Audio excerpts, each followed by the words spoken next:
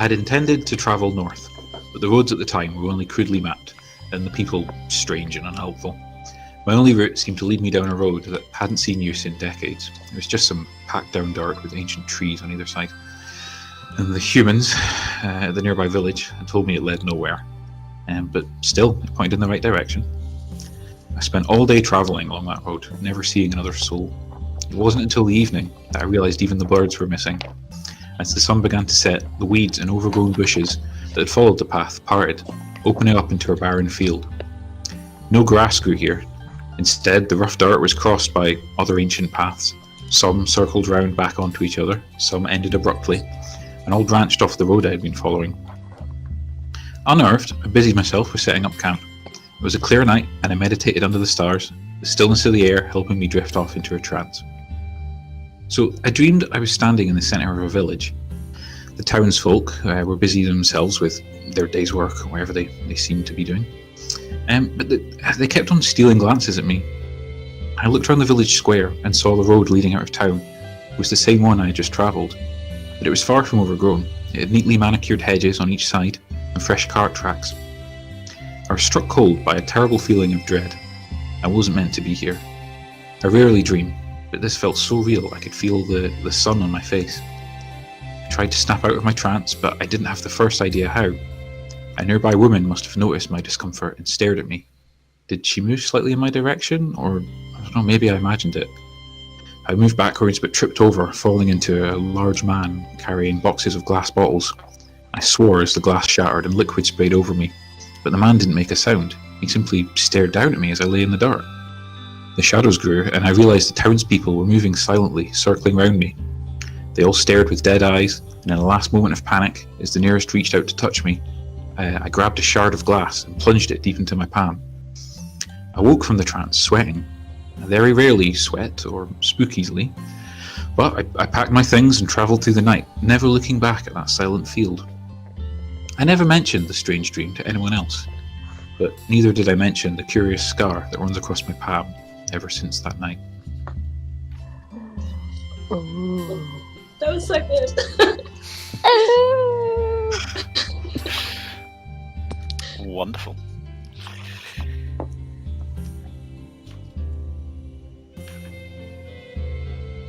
The evening where the goblins attacked. When you're all inside, would you all bunk down and wait until morning, or are there any specific things that people want to do otherwise? I think I'd meditate. Yeah, just kind of have my trance for 4 hours, maybe just in the corner, kind of away from everyone else. I want to see if there are any cute little animals. If they've got any cute little pets that Nupkin can sort of hang with. Enver? Of course, and yes, of course. That Enver and Nupkin can hang with for the evening. Saying he's not a cute animal? No, no! So Simon's keeping watch, yeah? Simon's keeping watch outside the house. We have someone on watch. Can I go hang out with him? I'm yes. going to stay inside. Yeah, I'll go keep him company. Okay. Abby, would you mind giving me an handle animal or animal handling? I forget which way round it's phrased. Animal handling. Animal handling. Give me an animal handling ability check. Make it charisma based. Okay. So if you're proficient, add your proficiency, but charisma's the stat we're going with. 20. 20. Nice. You managed to attract a small troop of field mice. Oh. With just a few small crumbs, you managed to have them getting very close to you and Nutkin. And a couple of them managed to play in front of the fire for a couple of hours. That's fine. Nutkin's entertained. Princess.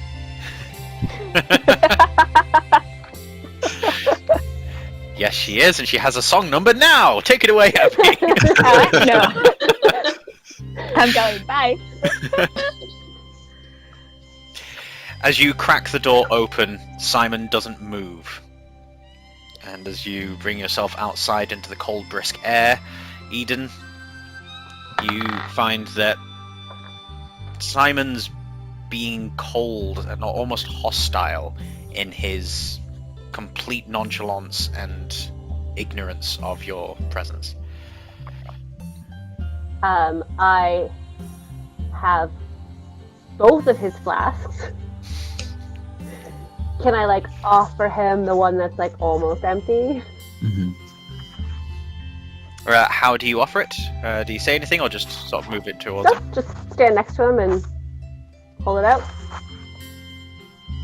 Still not looking at you, his arms folded. He then reaches with one of his hands and grabs the flask from you. Holds it for a moment, and then slowly unscrews it. Holds it forward, and tips the alcohol out onto the ground. God.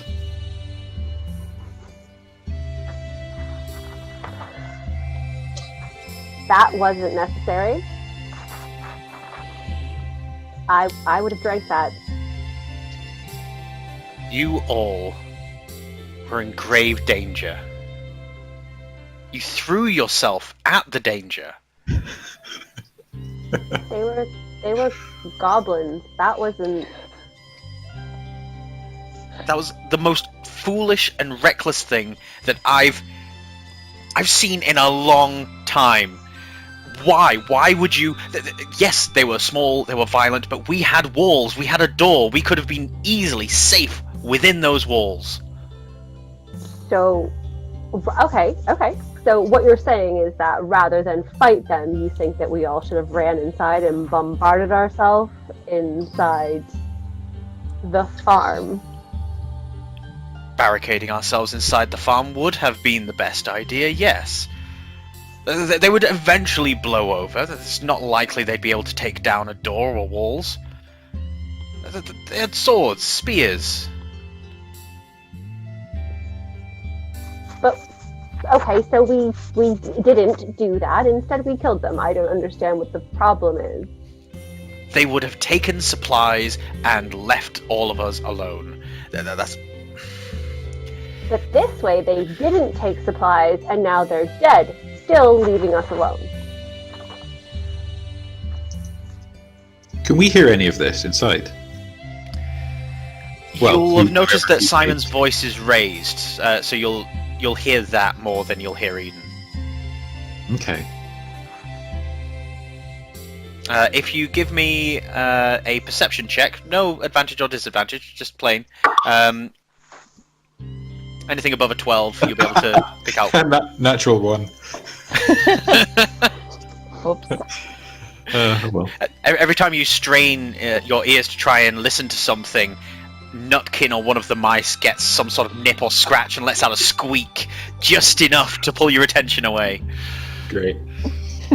That's fine. You may very well have saved the farmers and their supplies.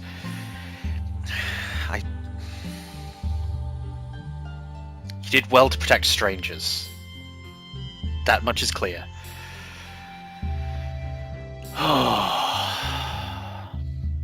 I'm just angry.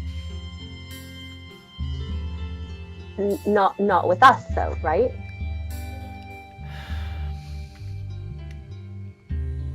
I don't know right now, Eden. I don't. I think I just need time on my own just to center myself. Things just don't feel comfortable. Okay. I didn't mean to bother you. I'll go back inside.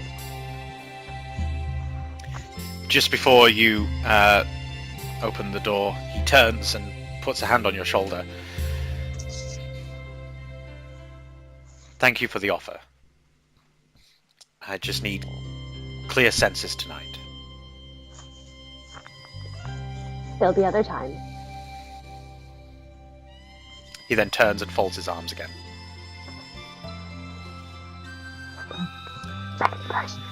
Close the door.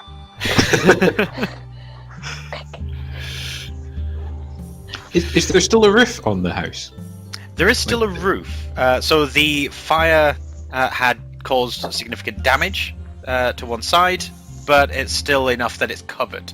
A heavy rainstorm, though, is going to cause a leak, to be sure.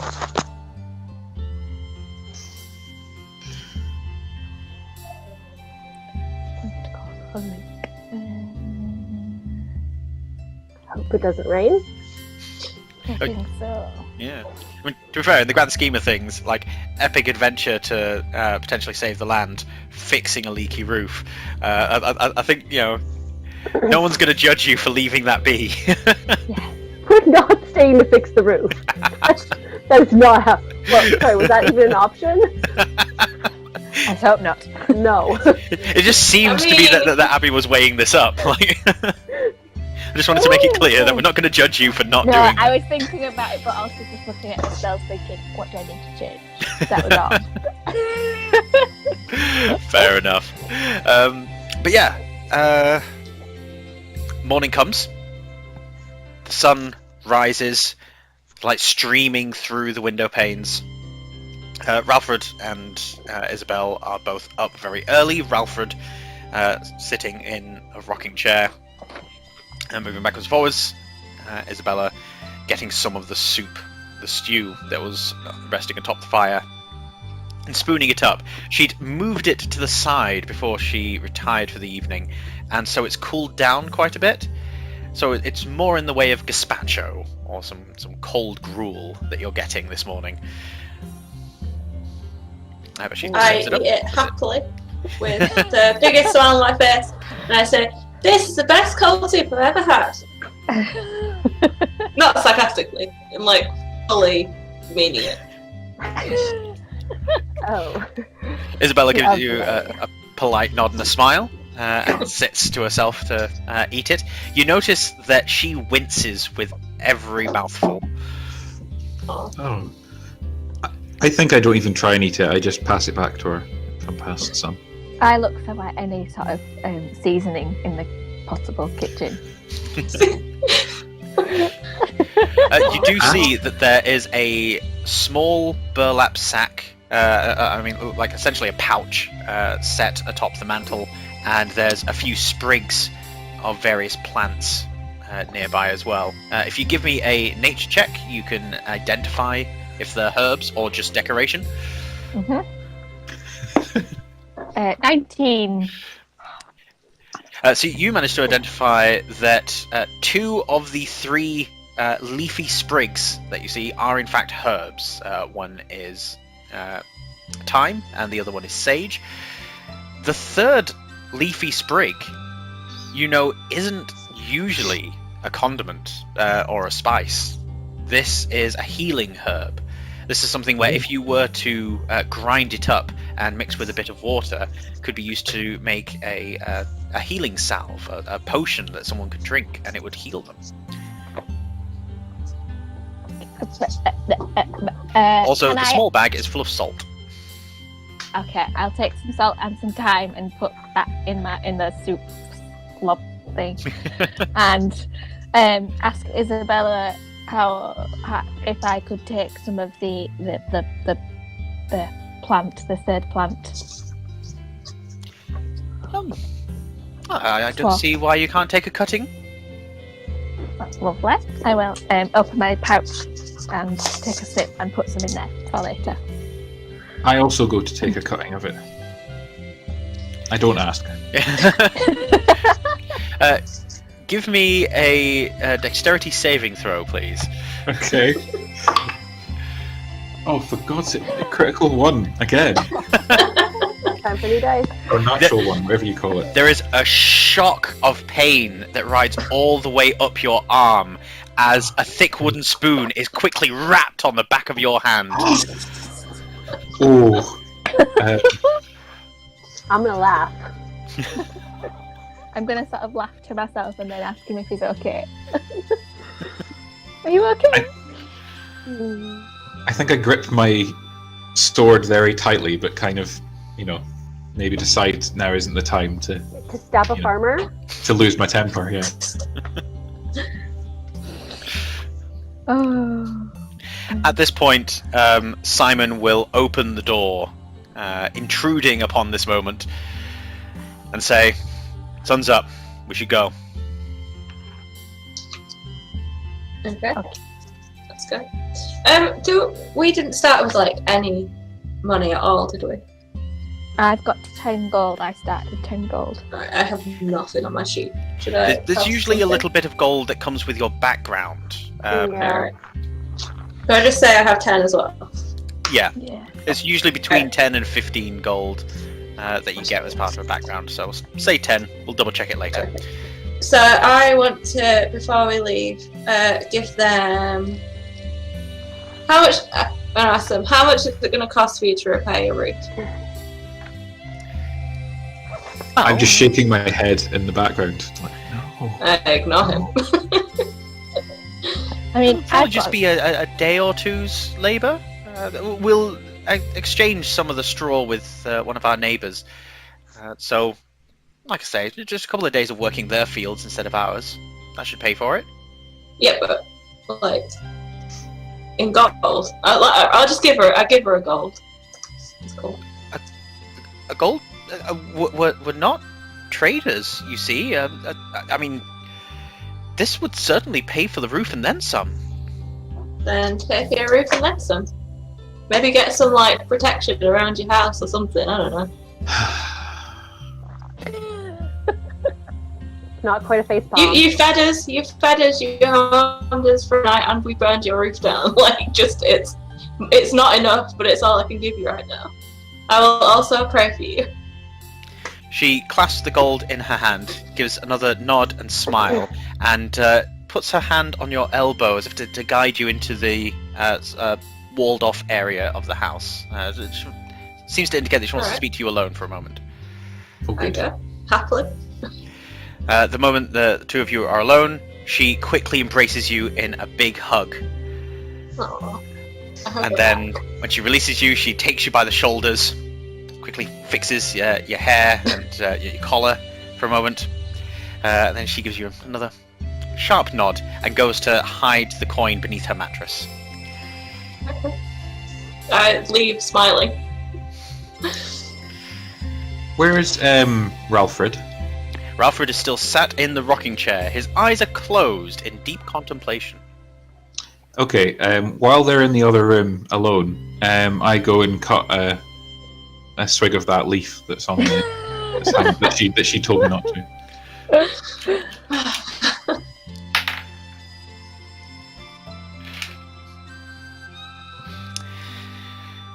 As Simon knocks on the door and without saying anything gives you a look and a gesture to escort you all out of the building, Ralfred then calls after you as you're leaving. I won't tell her. Okay, fine. I don't even want it anyway. I just It's just like stealing. I just don't want to be told I can't have something.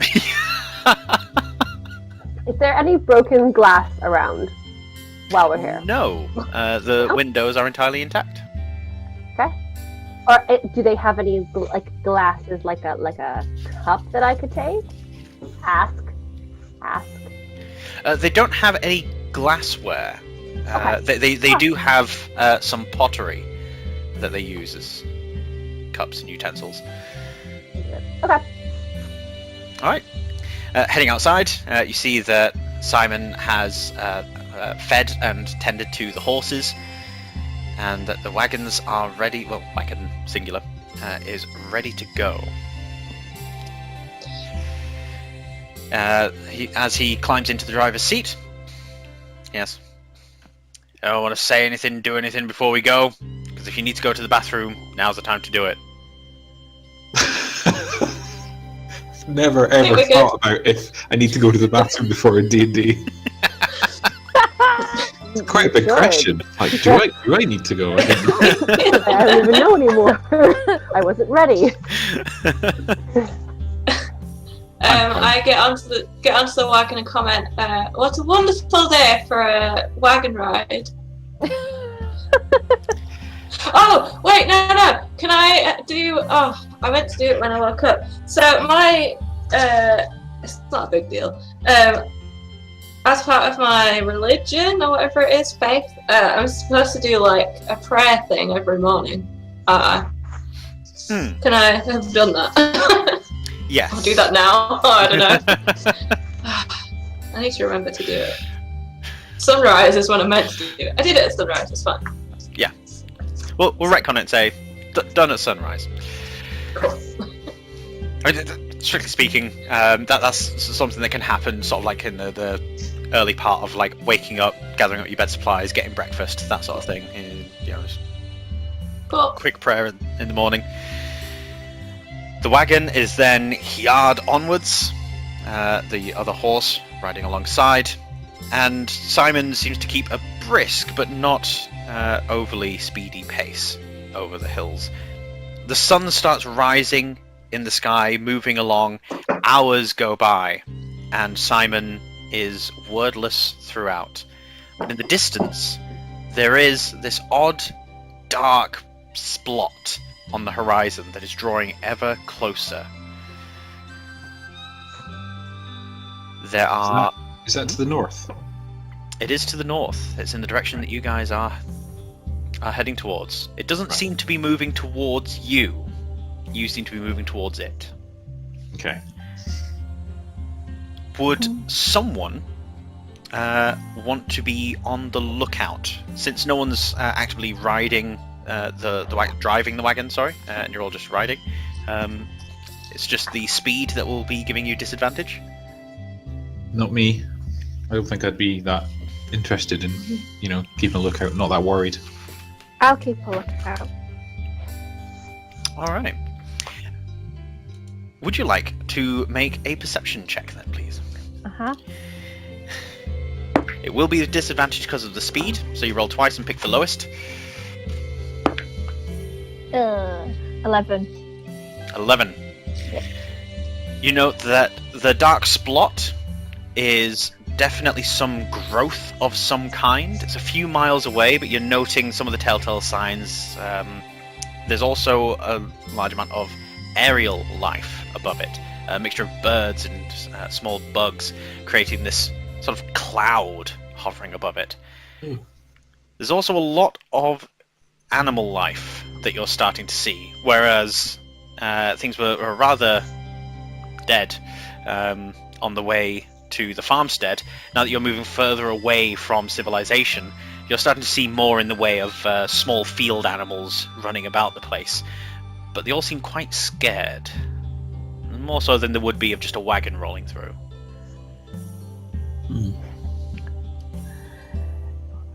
Can I... Are they running from us, though? They are running from you. So it They're seems not like it's spooked by the directly... Sorry. No, go on. Can I... Oh. Go on. Sorry. No. So are they running directly away from the wagon? Or there's something else? Directly away from the wagon. They seem to be spooked by the wagon and then Okay. running away, but they are certainly behaving more spooked than they would otherwise normally be. Can I make... So based on what I learned last time, that Simon is a celestial, which the rest of the group don't know. Can I make like some sort of... Just want to work out if it's linked, if that might be why. I don't know, intelligence or something. Okay. I'm not terrible intelligence, so... I kind of read it as just like maybe the last few people to pass through here have kind of been, maybe there's been lots of like bad activity or something, so they're just scared of movement or people now. Give me an insight skill check. So that would be the wisdom ability, and if you're proficient in insight, add your proficiency modifier. Okay. So I'm going to use my voted for dice set today on Instagram, which are Laura's dice. So no pressure, Laura. She didn't. I mean, it didn't roll well. Oh. That's true. Didn't roll well this time. That's a 7 total. 7 total. 7 total. No responsibility for it. You're struggling to get a solid read on any of these creatures because they move so fast out of your way. You can tell they're scared, but it might also simply be that, you know, it's a large wagon. There might not be a lot of wagons that come through here. Okay. Can I see any animals running from that direction towards us? No. You do see that there are larger shapes closer to it, but none that seem to be like galloping away from it. Right, okay. If we come across any animals that are running from it towards us, will you let me know? Because I'll Will cast Speak with Animals. At this, Simon starts taking the wagon up a hill which he had turned to approach. This hill ends abruptly on a ridge, which would be difficult to get the wagons back down from, and is slightly out of the way. As Simon is taking the wagon up to the top, he then woes the horses, stands up, and takes a good solid look towards this dark splot on the horizon, which, now that the sun is approaching the midpoint, you guys are much closer to it by a few miles, and you started to see that it is a tangle of roots and vines that have grown thick, and they are like a carpet for a few miles. Wow, okay. Can we ask him if, Simon, do you know what this is? No. This wasn't here before. It wasn't this far. You did mention something about the trees moving. And dead grass too. Is this part of that, do you think? It's further out. It's bigger than it was before. So it's growing. Like, Do I know anything about, could I tell if this is, obviously it's not natural, but what type of, I don't know, I just want to know more about it. Like, Yeah, do I recognise it from anything? Daniel, if you could give me either your choice of history or religion. Abby, you can add nature to one of those options. So history, religion, nature. It's 19. 19. And which was it? History, religion? They're both +1. I'll say history. History. Yeah. This sort of thing has happened in historical texts before, but often in second, third, or fourth hand accounts. There are no primary accounts of this sort of rapid growth happening. The second and third and fourth hand accounts are usually raving people who are running away from supposedly destroyed villages and towns, claiming that mysterious robed people wandered into their town, planted an odd seed, and then within a week the entire place was overgrown with vines that would strangle a man. Wow, okay. Robed people. Abby, So what was it's your been result? Someone started this. 19. And was that on nature? It's entirely up to you. Just one skill? Yeah. Nature. This is not natural. This has been exacerbated to the point of straining even the abilities of, say, a druid that is forcing the growth of plants. So if it was some force, it would be one that doesn't care about nature and how it feels at all. It's one that doesn't care about the plants themselves. You can tell that they are going to be stretched beyond their limit. They're probably going to be weaker than they would otherwise be. So they'll be easy to break through, but there'll still be thorns and spikes to contend with. It'll be difficult to navigate through, certainly. I'll tell everyone else what I know about it. Yeah, I will as well. can I try and burn it? It's about 1.5 miles away, still. Oh. That is not my range. Yeah. It's not my range. Yeah, so he's basically diverted you guys to the top of a high point so that he can get a good lay of the land and see it. And you guys can see that this is something that does stretch on for a few miles. It's pretty much taking up the horizon to the north. Like, it's a few miles across or a few miles thick, basically just as far as we can see. looks to be 5 to 6 miles across on the horizon, and is about 1.5 miles away from you guys. And then the depth of it seems to be roughly equivalent, like 5 to 6 miles. You can't quite see the end of it. Well, Simon, what next? Where do we go from here? Down into it. We need to find Merca. As he says that, a roar is heard at the base of the ravine that you guys are standing above. This loud roar is met with another roar immediately behind you. Oh, good.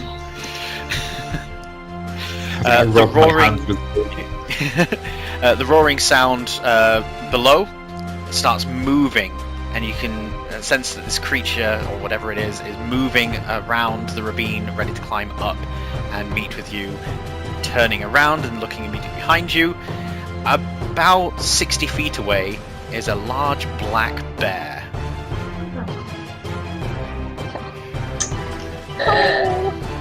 Well, there's your animal. Can I cast speak with it? Let's roll for initiative. No! Yay! Too late. Why?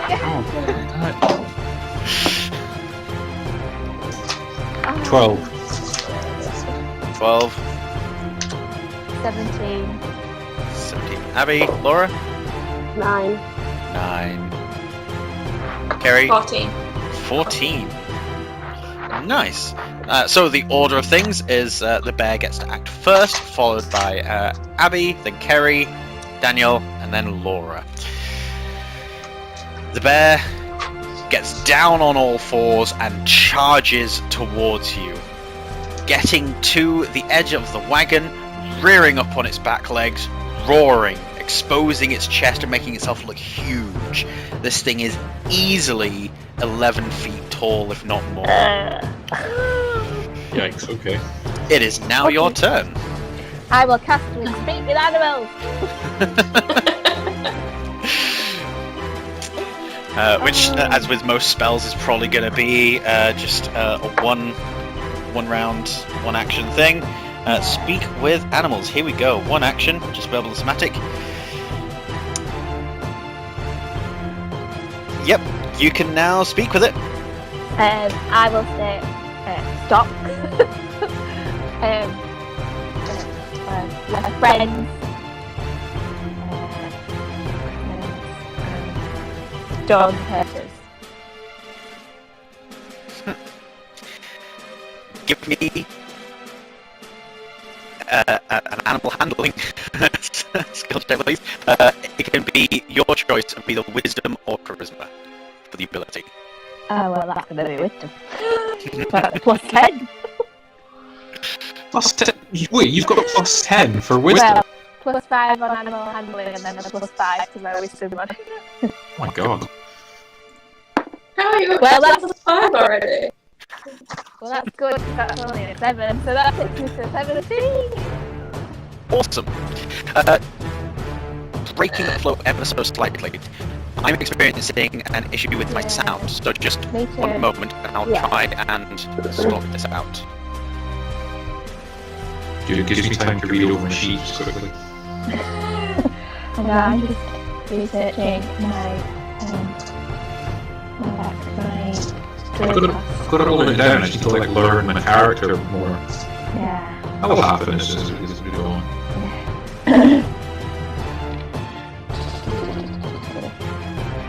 See, I've got all these cool things that just happen as reactions or bonus actions, so I don't have to do anything. I can just decide that when this happens, I make this happen.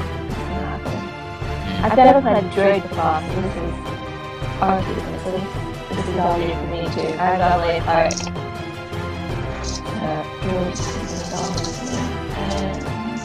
The character I'm playing I never even heard of before until I started making a character for this campaign. Like the class, but it's really cool. It's got loads of stuff that is unlike anything else. Yeah. Which is always fun. There we go. It's fixed on my end. What about your guys? Yeah, that's Yeah, better. it's fine for us. Yeah, sounds good. Sounded like someone was entering the Matrix or something. Anyway, So, for your animal handling, that was a 17. Oh, sorry, we're just getting we just got a bit in the chat saying it's lots of echo, super echo. I think they said it's fixed now. Yes. Oh, of course. Sorry, we've got the I forget about the 30-second delay as well. Yeah. Yeah. Sorry to interrupt. Start again. That's absolutely fine. So, let's just double check that I'm not muted. I say that. I'm probably going to find out that I am. So, with 17 animal handling, and what was it you said to the bear again? Sorry. Stop. We're friends. Don't hurt. It then lowers its arms and looks at you somewhat quizzically. And then it curls its lips back, roars at you, leaning its face in ever so close, and then pulling back. Food and prove it. We are off to defeat that and save you from being hurt, and we don't want you to die. We don't want any of your family to die. All for a good cause. You notice that its body slumps and relaxes. It moves its hands in front of its chest. And then there's a glaze that goes over its eyes for a moment. And it lunges forward again, drool starting to froth in its mouth. No! Kerry. Yeah. So, will command work on a bear? It says on a creature, Then yes. but it doesn't. I guess it doesn't understand my language, right? That's correct. Okay, never mind. Sleep again. I don't want to attack it. It's not really my thing. Right. Then I'll try and cast sleep again. But, well, I just sleep last time. I'm going to try and do sleep on it. Alright. So, going to sleep. It is a... Can I do it at a Hit distance points. where it doesn't encircle the wagon, so it just like put it a bit further behind it so that it just covers the bear? Yeah. Yeah. So, creatures within 20 feet of a point that you choose, so you're choosing a point 20 feet away just so that it just gets the bear and nothing Yeah. else. Yeah. Right, roll 5d8. Oh, I didn't get 5 out.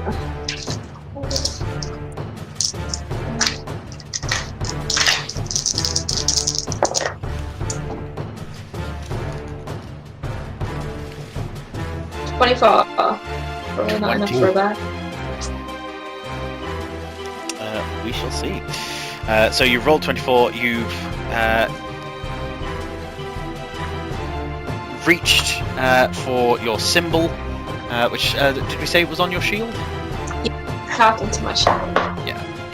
So thrusting your shield forward and jerking your arm back, allowing just this faint glimmer of dust to shoot from your shield and fly forward, spreading itself out. It gets breathed in by the bear, that then coughs, sneezes, and as it's collapsing down, says to you, Abigail, or rather to your character, I've lost Anakis. There we go. I was about to call you Anakin, and I knew that was wrong. So Anakis understands that as it goes down, it says, "Spores again," and collapses face down. As it hits the mud, another black bear rounds the corner at the base of the ravine, starts charging up, and as it gets to just a few feet from the wagon, then stops and sits on its haunches.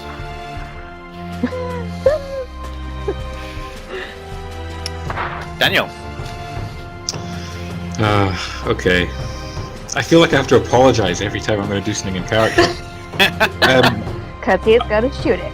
Yeah, I load my crossbow and fire at the new bear, the one that's just run up and stopped. Oh, but it's stopped.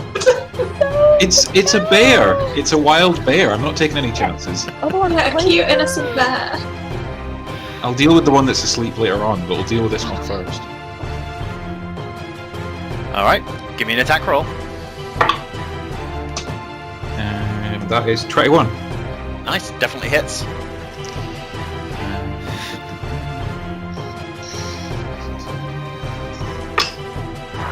Oh, 7 damage. 7 damage. And what was the weapon again, sorry? It was a crossbow. Crossbow. A light crossbow, if that makes a difference. Pull your crossbow, you pull the trigger, the bolt flies true and gets the bear in the shoulder. It turns, growls at the bolt, looks at you, and then gives a large roar before leaping onto its all fours and charges the last few feet towards the wagon. Laura! I think to let the bear eat him. Sorry? She's saying, let the bear eat you. Someone's audio quality sounds really odd. It's kind of like scratchy or something. Just for a moment there, it did sound like something was rubbing against the microphone, but it's gone now. Okay. Sorry, what were you saying, Laurie? You're just gonna let it eat me? A bit of a jerk. I mean, sorry.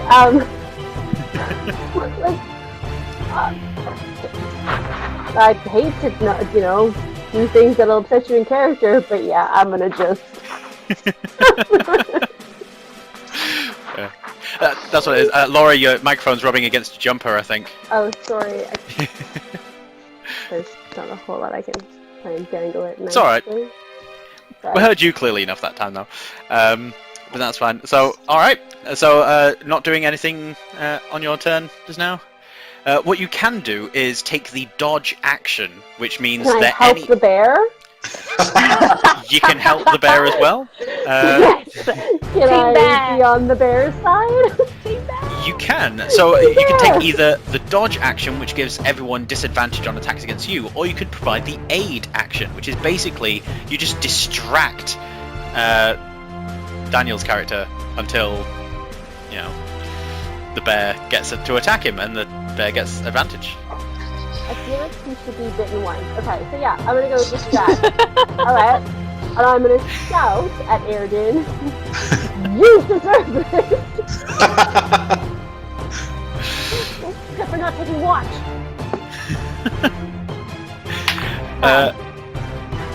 The bear. I should have made a note of everyone's armor classes last time. What is Airden Scepter's armor class? 15. 15. I'm going to make a note of this. So, AC 15. What's Amy's armor class, Kerry? 19. 19. Eden's? 12. And Anakis. 13. So yep, charging towards Daniel. It rears up, swipes with its claws, and Simon brings up his arm to block it. Oh, the bear, wow. missing with its claws, but managing to bite down with its jaws, clamping onto Simon's arm, at which point Simon then raises a fist and punches him square in the face. Which does nothing but anger the bear more. Drew, can I jump in? And as this is supposed to be immediately after attack, but so as my reaction, I would like the bear to make a wisdom saving throw. It got an 11. So I can basically on a fail, the attacker takes radiant damage equal to the amount it just dealt. Ooh. Nice. Well, it just dealt 5, so it takes 5. So as it bites down on the arm, what's the ability that you're using? Rebuke the violent. Right. Is that a reaction spell, or...? No, it's a Paladin channel ability, divinity, divinity. That's the word. Alright, so it'll be with just a quick a shout. It could be a holy magic word, or it could be an emotional response, so it's just you shouting, like, stop, or something like that. What would you like it to be? I think it would be like more of an emotional thing, especially because she feels quite attached to Simon now. So it would be like shout down at it, like you do with a dog. Yeah. As you shout down, as it's biting down into his arm, it then immediately recoils as if something's just bit it back, and you see this bright flash of light in its jaws that disappears immediately, but it's suddenly rattled and is looking around almost to see where that came from. Abigail, it is your turn. How is this bear looking then? It's still up. So I want to actually, can I play my pamphlet? Okay. It's an odd time to do so, but go nuts! I think no. I want. What do I do? I'm gonna.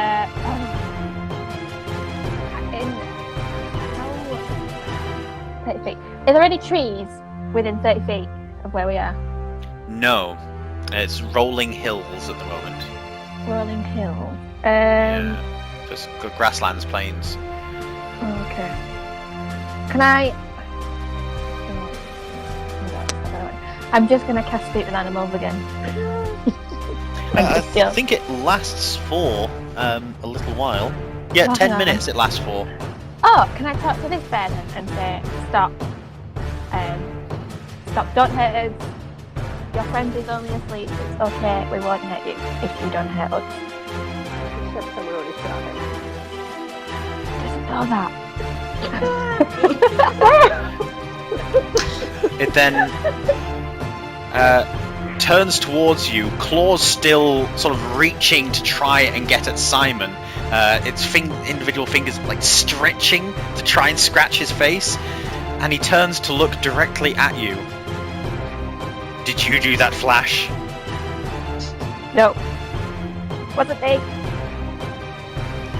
It then pushes at Simon, stands up on hind legs, and its entire form melts down, fur falling out, collapsing onto the ground and disappearing almost as soon as it touches the grass.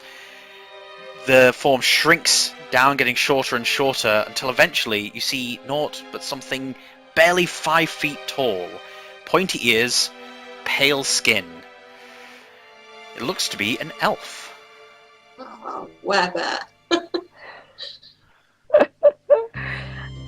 Okay.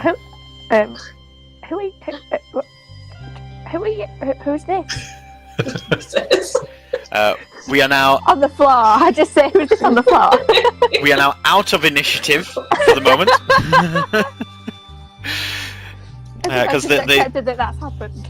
Yeah. Greetings. He then pulls the bolt out of his shoulder and tosses it down to the ground. Pleased to make your acquaintance. I mean, I didn't know you were an elf. I wouldn't have, You wouldn't have? You wouldn't have. Well, I mean, who You knows would've. what would You have would've. happened.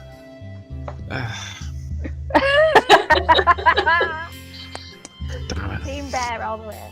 I stick out my hand and say, "Hello, I'm Amy. What's your name?" TM. My name is Taneris. Are you friend? To some. Or to us? To those that don't get in the way of the order. What odd. Oh. And what is your mission whilst out and about? Where are you going?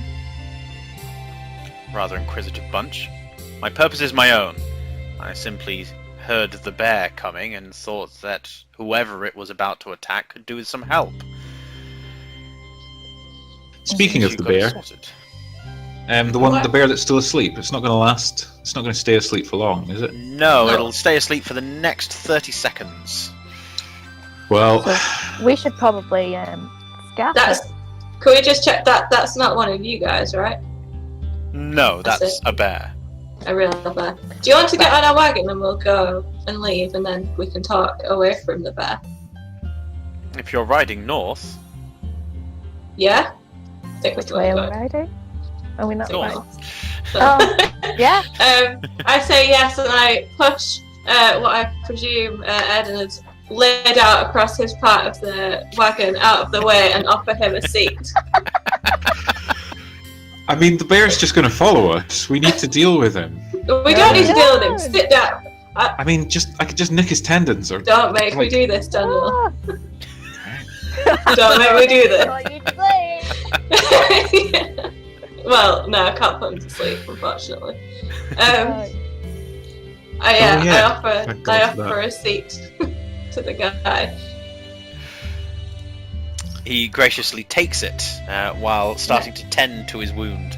As he sits down, can I place a hand on his shoulder and do lay on hands? Whatever that is, I can't see it on my sheet, but I've got it. I think I can give him 50. Well, how much do I think he needs? Strictly speaking, he needs 0. It is Ah, a superficial yeah. cut that he is just dressing. Okay. He is fully healed Don't know in terms of what hit points. But if you want to lay a hand on him and just sort of like focus like a minimal charge of energy into it, you could physically seal the wound without spending go any of on, your hit I'll do points. I'll do that, yes. He looks at you a little astonished. Thank you. I am so sorry for my friend's rudeness, and also for the flash. That was me. You attacked our friend, and it just happens sometimes. It's just, yeah. I don't know. Sorry. Indeed. He then turns and glances at Airden for a moment Just and wait turns for back.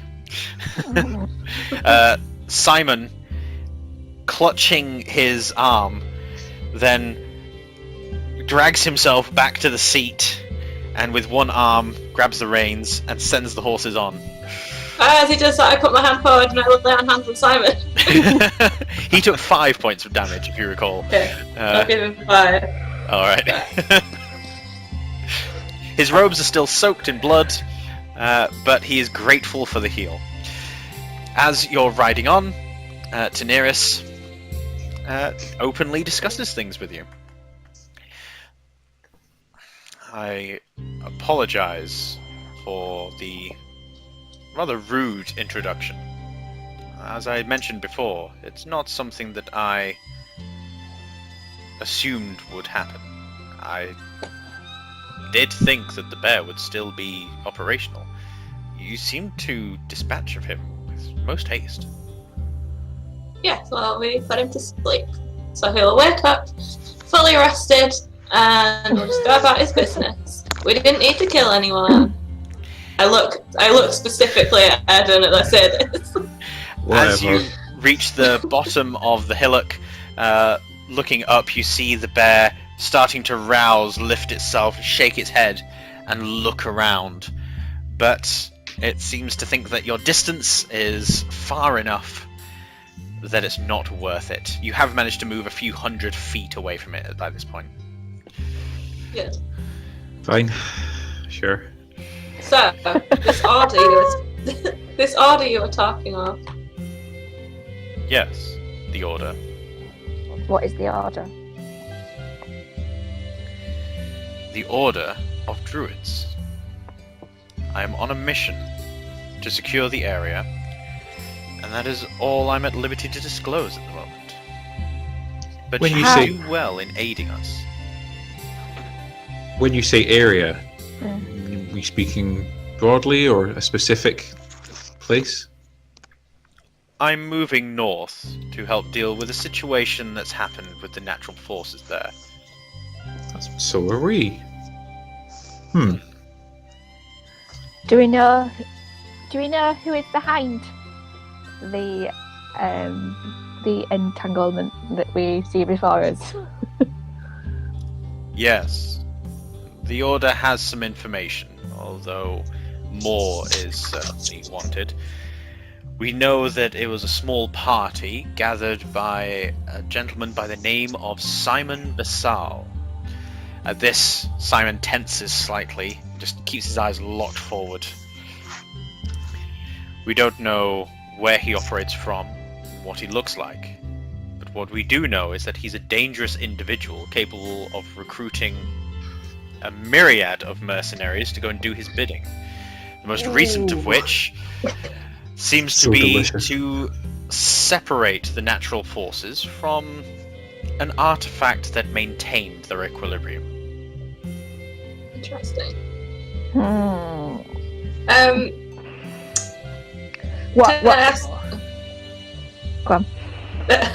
Can I ask him? So, right, last session, we had a lot of like rumors and stuff we heard. Did everybody like tell everybody? What didn't people tell each other? I don't think I would have told anyone about mine. Okay, because I wouldn't have told anyone about mine either. No, I wouldn't either. Alright, then I have no questions. Continue. Please continue. I can't remember what I was going to ask. It's gone. Sorry. No, it's fine. It'll come back. What is the magic item?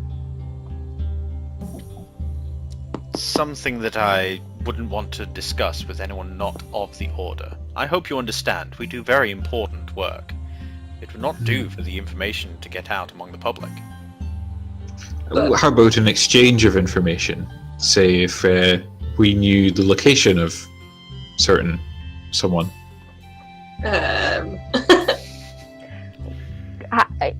Who is he sat next to? So he'll be sat next to Amy. And he'll have his back to Simon. Could I wish to have a quiet word with you. If that is possible. With Daenerys or Yes, Simon? please. Daenerys. By all means. Can he I- gets up and shifts Sorry. over next to you. Go on. Simon sitting in the front. Yeah. Is there like a space next to him? Yeah. There's a space to either side of him on the riding seat. Can I move to sit next to him, please? Distract him.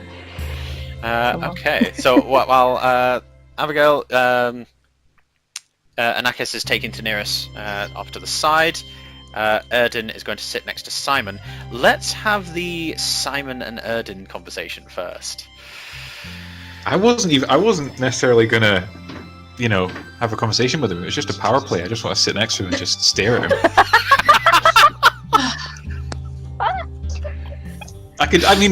Just look at him and be like, Distract him. "Hey, how are you doing there?" It's a pleasant day for riding. Oh yeah, yeah. Interesting person we've picked up there. It's incredible the misinformation and rumours that one picks up. Yes, yeah. Fake news. Airden, would you mind doing me a small favour? Maybe. I mean, well, you did, save me from the bear, I suppose. Eden's holding on to a small flask for me. It's got a medicinal tincture within. Any chance you could grab that for me? I'll do my best. Anything for you, friend. Just to calm my nerves. I wouldn't want to pull the horses Of course, aside. of course. You just hang on there, and I'll go ask for that for you. We'll see how that goes in a moment. Abigail, Hello. Daenerys has come and sat down next to you. And is I looking at would you. just like to I would just like to say to him, my magic is influenced by that of the land, and I feel like my druidic background may be of service to you and your order. He leans an arm forward and reveals that the loose-fitting robe that he's wearing, of an entirely different cut and design to Simon's, has a strange slit on both of the sleeves, which allows him to pull down a part and reveal his arm. And he shows you a tattoo. This is a tattoo with some deep blue ink that displays a crescent moon, and inside a paw. I am of the moon circle. And he replaces the sleeve. It's always a pleasure to meet one of a different circle.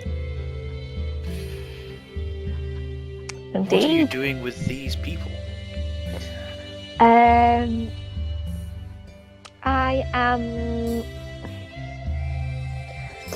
on a self-discovery quest, shall we say.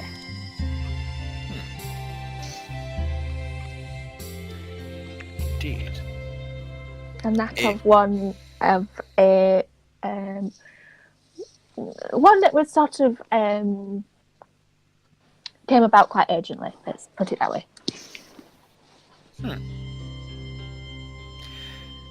If there is ever any aid that I could render, be sure to let me know. I shall, and you too. Your comrades, are they aware of your position? Not yet, no.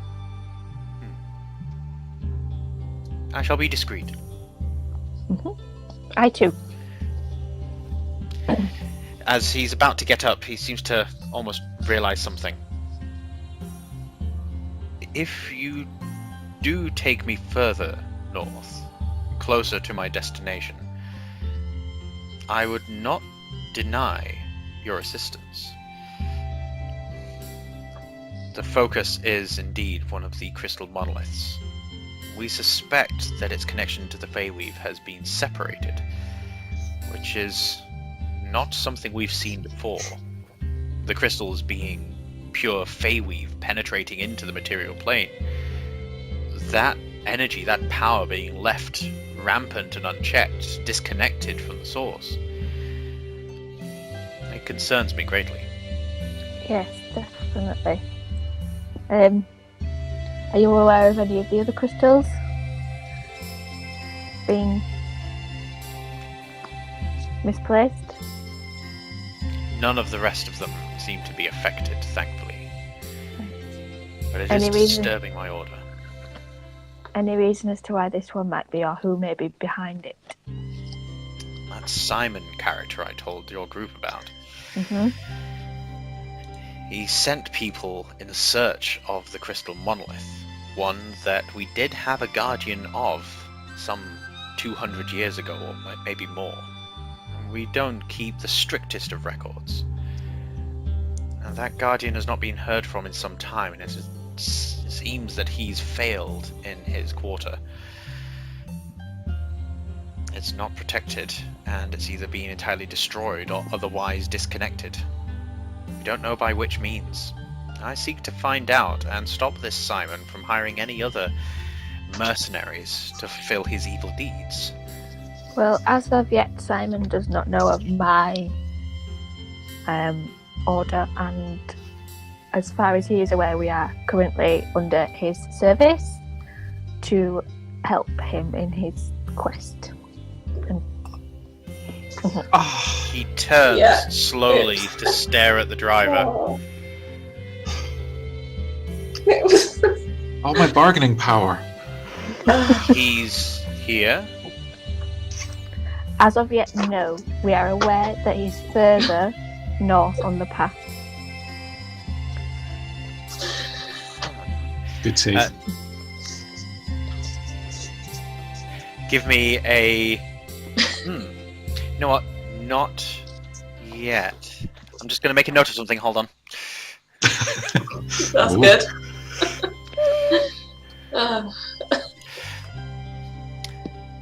He nods and then turns his eyes back to where the wagon is going, but no longer staring at Simon or Airden.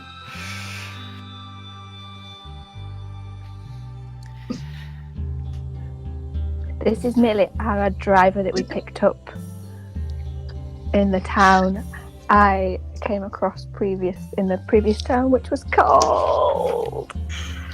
What was it called? Summergleam. Summergleam. Yes. Certainly a ragtag group you found. Yeah. To find yourself in the employ of someone potentially as dangerous as this Simon Basal, it behooves me to warn you that there may come a conflict at some point. It may be that you cannot receive your payment for your task with him. Good to know. I do seek to stop him. Hopefully, we can achieve that without much in the way of violence. Mm-hmm. We shall see. Thank you, Anakis. Very welcome. He... Tenaeus. Tenaeus? Teneris. Tenaeus. Tinnitus. Tinnitus! He's got this wheeze to the end of his words. How you doing?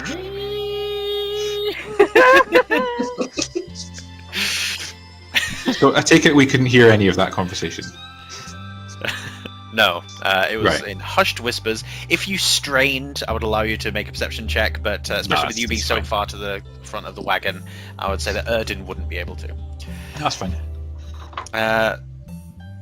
Yes, Airden, going to get the flask from Eden at Eden. all? Yes. I'll sit next to her. The most charming I can be, and I just beaming a big smile. I'm gonna get up, Like- move over down. I follow her. And then picking it up. Nope, I'm gonna just keep. How big is this wagon? Do I have enough room? This wagon's get out of the wagon. about 7 feet by 10 feet. That's fine. I'll just. Sorry. I'll just call across to you then. I'll just be loud so everyone can hear. It's fine. Be like, so our driver is needing a drink. I believe you've got that. So if you could just pass that to me, I'll go and give it to him. I'll open it. I've already been drinking this stuff, right? Like I probably don't even know a lot left.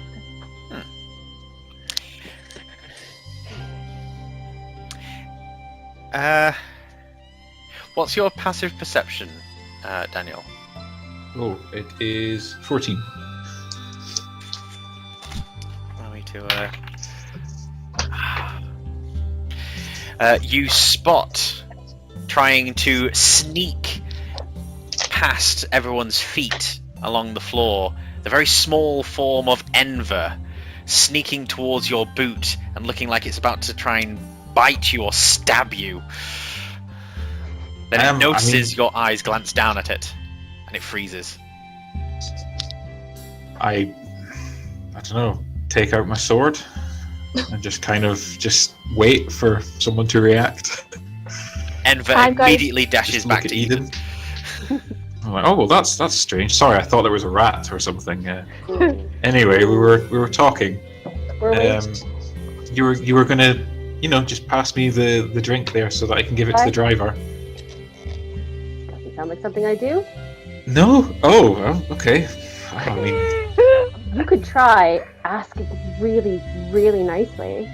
or I could just sit here and just say whatever comes into my head. Yeah, or that. Just, loose lips sink ships and all that. Wait, like you have dirt on me? You don't. No, not you. You know what? I'll just start listing the names of everyone in this wagon loudly to hear. Okay, so Can I step in now? Yep. am gonna use command on Airden. Oh, snap, okay. Saving Which throw time. is- Yeah, wisdom saving throw.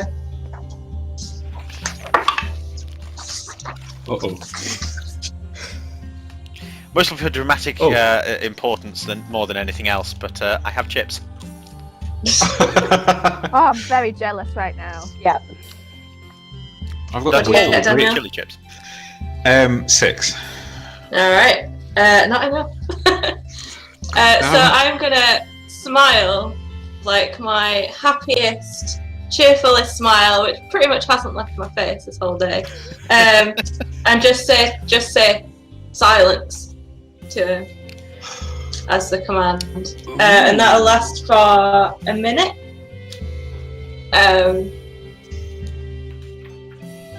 Yeah, what do you do? Drew, what happens? What do I do? Am I silent stuck with him? Yeah, so you follow the command.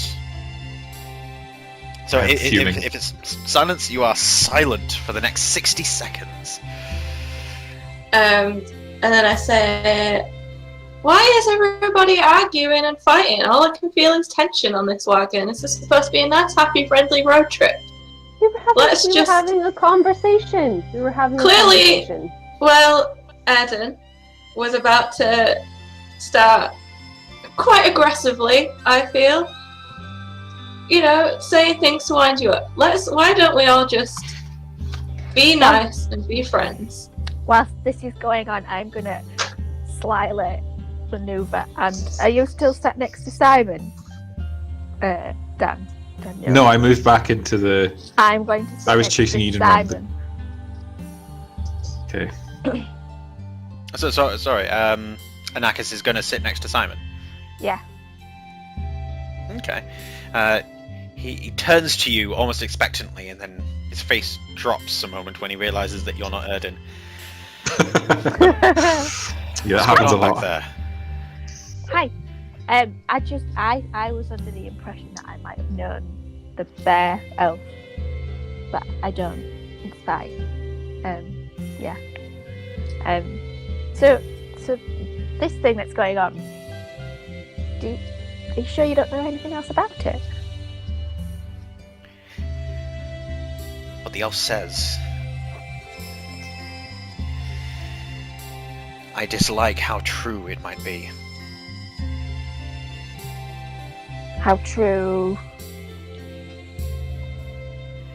I did hire people to go to this location to find the crystal monolith. I discovered it. I found it. I needed other people to go and get it.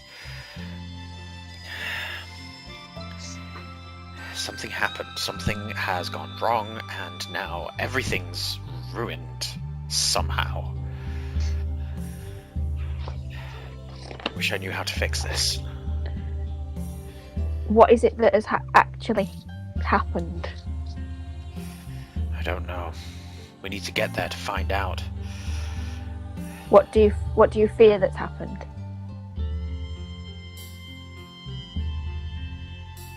I fear there was perhaps something powerful there. Something that they couldn't deal with in a normal way. So they had to use some power or take some drastic action, possibly even smashing the crystal itself. It may be that the shards still hold power. Small slivers tend to do so. I don't know. And what was your plan to do with the crystal if you were to be successful?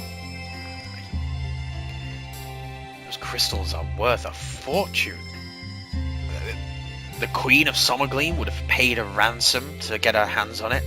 I could have bartered with the elves, the dwarves, anyone, everyone. Just finding one of these crystals is enough to make you rich. Having it, owning it. But don't you think it belongs where it's supposed to? Where it's supposed to be? Sounds like Druid talk. They're always on about leaving things where they naturally belong. No, this is something that that could bring wealth and power to the region. Something that if I were to be able to control who gains access to it, I would be able to make sure that no one evil gets their hands on it. There'll be some spells locked inside that crystal that no one else has. But maybe that's for a good reason. You do sound like a druid. I've got a lot of druid friends. And a lot of elf friends and a lot of everybody. Everybody's my friend. Well, maybe you could ask your elf friend there to maybe back off a little. If he's seeking blood, I'll certainly try my damnedest to make sure that it's not mine.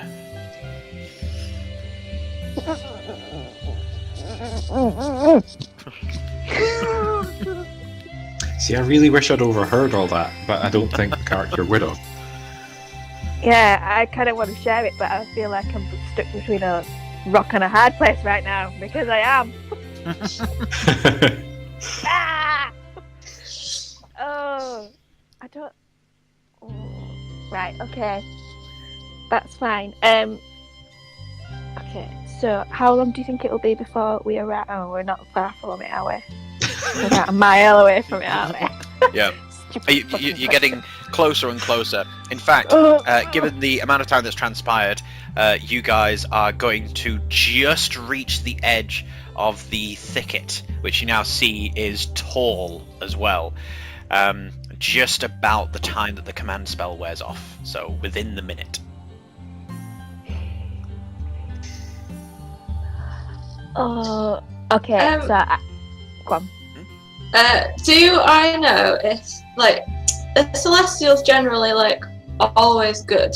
Or are they, like, bad or evil or whatever ones as well? Like, they're usually good. I say usually good. They will be at the good end of the spectrum. It's whether or not their interpretations of those mesh well with, you know, mortal races and free will and all that. right, okay. Cool. So they're not always going to be nice necessarily. Right, okay. Got you. Okay. I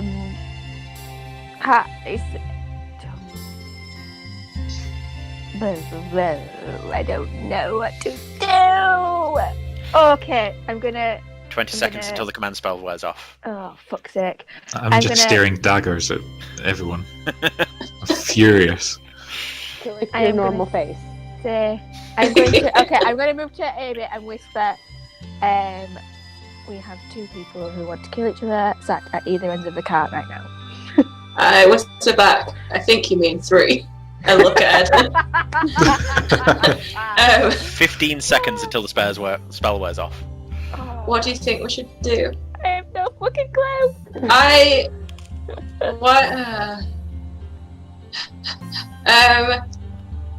don't know. We just carry on. Just carry on. Let's keep going. Okay. Pretend everything's fine. I don't know what to do. I'm not very good with this whole civilization out in the meeting people 10 thing. seconds. Are we taking your new friend all the way? Or No, are we need to drop him off. So we need to stop now. Yeah, we need to stop. Right. Shall we stop the cart? I say loudly. And I say to Tinnitus.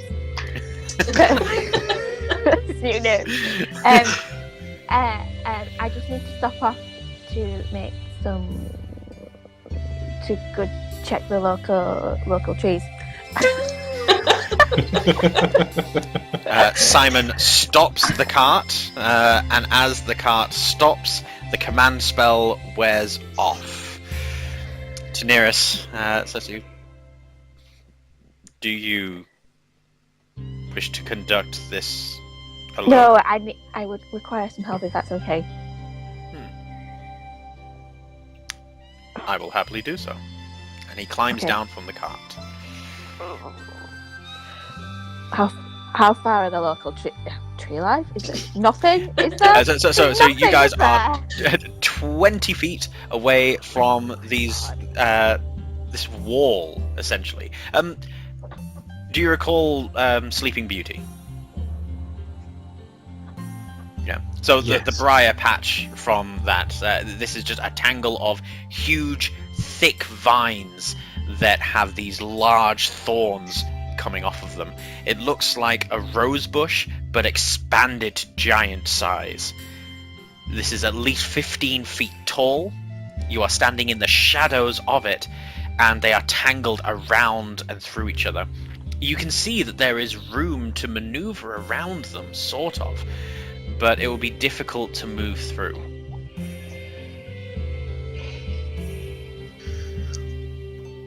And are we still in the cart? We're still in the wagon. You guys are still in the wagon unless you want to move elsewhere? There's nothing stopping you? I think I've maybe jumped down and kind of, starting to have a look at all the trees and the thicket in front of us. Can I say then to you guys, friends, perhaps we should have a talk away from new companions for a moment. Over there, and I gesture my head for us to move away from both the new guy and Simon.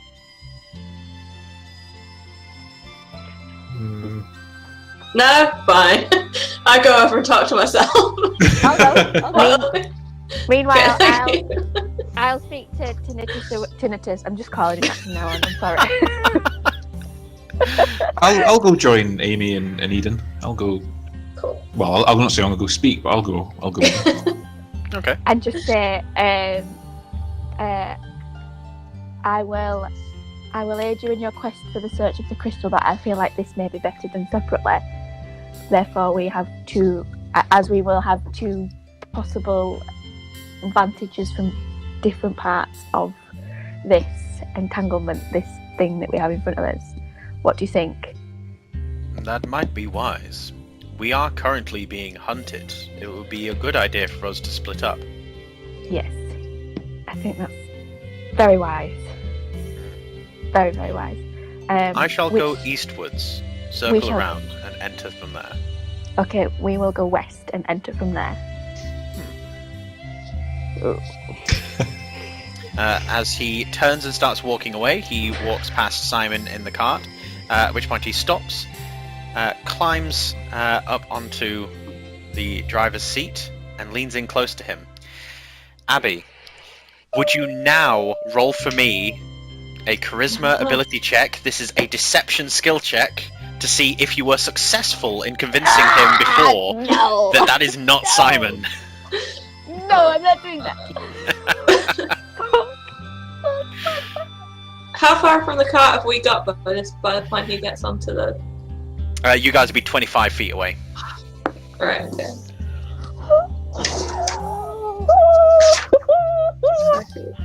Two. Oh, Oh, for fuck's sake. He leans in close, whispers into Simon's ear, and Simon is frozen on the spot. You can see his knuckles tensing on the reins. And then Daenerys climbs down, pats Simon twice on the knee, and walks away eastwards. do we see that, right? Yeah. Yeah. I go to Amy and say, go find out what he did. I run after him and ask him what spell it was. Spell. Magic.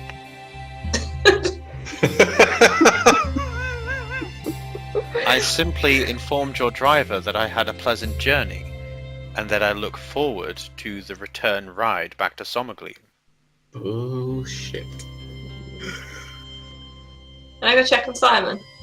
Yeah, you can go check on Simon. Appear- Abigail, do you want to do an insight check? See. Yeah, I was just going Yeah, to say I good peer over and then I look him over and don't believe him at all. Does this mean I'm left standing next to Eden? Yep. 15. Why do I do a fucking good roll now?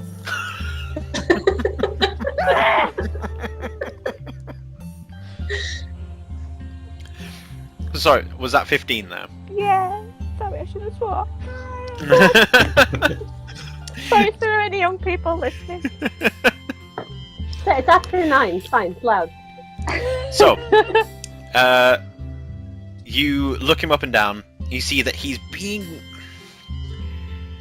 creative with the truth, but he's honest about the fact that he hasn't cast a spell. But he's got that sort of smarmy look on his face that means that he thinks he's got one over on someone. Okay, so it's not going to last very long. Right, okay. Right. So, Amy approaches Simon. Can I quickly just have a look at him first to see, like, is he okay? Is he moving? Is he?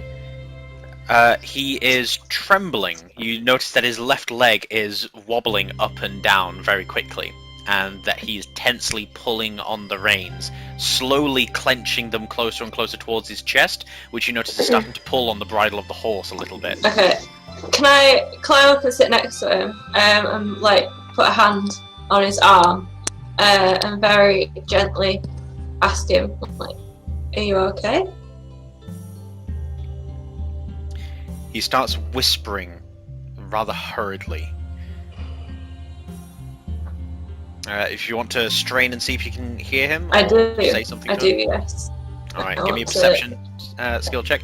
Make it with advantage, because you're very close, and there's not a lot in the way of distractions.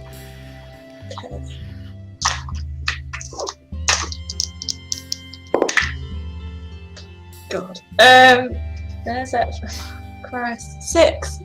Oh, 6. You notice the odd syllable, the sound. It seems like he's swearing under his breath in just a loop.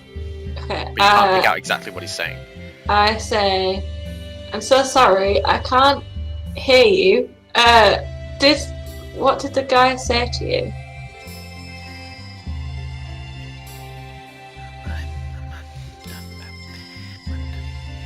Name. He used my name. Simon. That name. He knows who I am, which means he...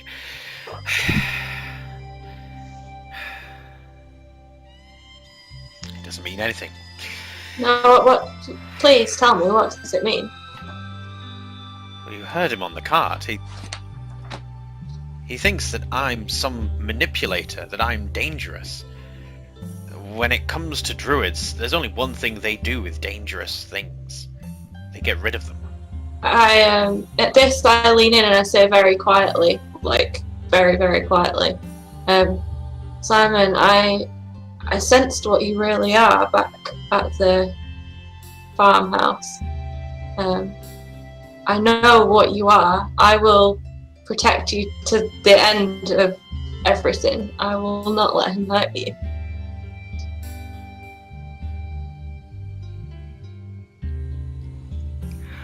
How could you possibly know? I keep it very well hidden. It's part of my devout faith. I can sense these things. You haven't told anyone else, have you? No, not at all. Because I'm starting to suspect that Eden thinks the same. Thinks the same as the guy or me? You. I think she's close to finding out the truth about me. Why do you think that? She's keeping my flasks from me. What's in the flasks? Booze. It's what people like me need. I don't know. Alcoholics. I don't mean alcoholics. Throw my head back. I don't mean that. Oh, that's brilliant. I mean your divine essence. I am no idea what you're talking about, Amy. I'm sorry. I follow the faith strictly, but there's nothing divine about me. I lean in even closer and whisper directly to him, but you're a celestial, Simon. That's You what see the I colour said. disappear from his face again. I think I need a walk. He slowly climbs down from the wagon and starts walking away, keeps turning round to look at Amy and stumbles a couple of times since he's not looking where he's going. I catch up with him. I'm just gonna let him walk off. He speeds up as you get closer, eventually disappearing at full pelt, Christ. running. Oh. Right, can I, before he gets out of range, can I try another spell? Yep, go nuts. As he starts to run, I'm going to use command again. Okay. So a wisdom save, please. Oh. And what would be the command word? Stop. Oh, I was going to say, I used to use this all the time. I used to say, back. Oh, that's good. Stop works. All that. He's not that far, is he? No. He stops, slumps his shoulders, lowers his head. Just let me go. Go where? What do you mean go? You are saying crazy things, and I just need a drink. The nearest pub that I know of is back south. Okay. I'm going south. Simon, I will get you your drink. Don't run and leave us, like, stay on this journey with us, because we don't know where we're going. We need you. Just forget what I said, it's fine. Forget it. Probably my senses are off, it's fine. Just sometimes I get it wrong.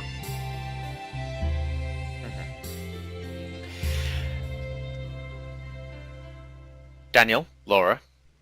Yes. Eden and Airden have been stood next to this thicket. We'll say for a total of 1 minute. What does this 1 minute look like? I think I've just been smiling pleasantly. Just standing idly, just every now and then just kind of turning and looking and just smiling, like I would to a friend. Yeah, it's weird. What are your passive perceptions, Eden and Airden? 14. 13.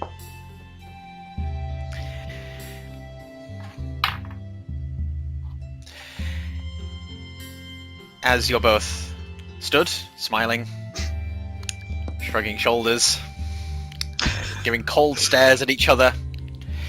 No, my stares aren't cold. I'm being quite pleasant. The smiling and shrugging I assumed was on Erden's side. The cold stare I assumed was from Eden. From immediately behind you, and it's always with you two, I've just realised, the thicket explodes open. Immediately behind you and soaring over your heads as thorns and bits of broken plant fly everywhere. There is this being with horns, a bit of flame jetting out behind him, grabbing onto the form of this huge bear, large sprouts coming out of its fur, its face matted and scarred, and its eyes bulging and pale white with bits of pink bloodshot, but no irises or pupils. And he careens through the air holding onto this thing and pushes its head down, sending it on a downwards trajectory into the ground and gliding across the mud.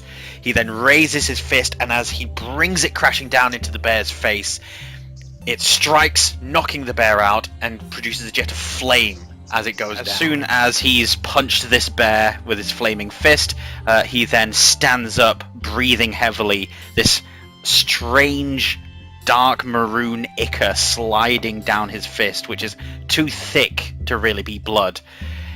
and he slowly unfurls his fingers, the flames extinguishing as he does so.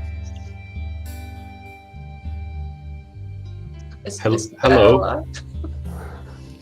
He turns quickly, Hello? and as he does so, you realize that he's wearing a very thick leather coat that seems almost padded and armored in areas. The leather coat swishing slightly as he turns, a few buckles rattling, and he quickly points at you. You're alive. I think so, yes. Good. Good. Is he cute? Just while we're here. So before you stands a very exhausted looking, bags under his eyes man of about late 20s, early 30s. Tall, long horns that spread out from his head to make it almost like a letter Y when he's standing. But his figure is a little built up, but not to a ridiculous degree. His face is pointed, almost elven in appearance. He's got an aquiline nose going on and a very strong brow ridge. But by a lot of accounts, people would say that he might be handsome, despite his purple skin colour being quite different from what other people would be used to. Not too handsome, of course. Not Like- comparison, no. Would I feel... Not more handsome than me. yeah, like is there... I mean, Just Would I feel threatened by him? yeah. Do I need to offer myself? Yeah, how handsome are we talking? Like on a scale of 1 to Airden. It's okay. I think it's a different kind of beauty. Internal beauty.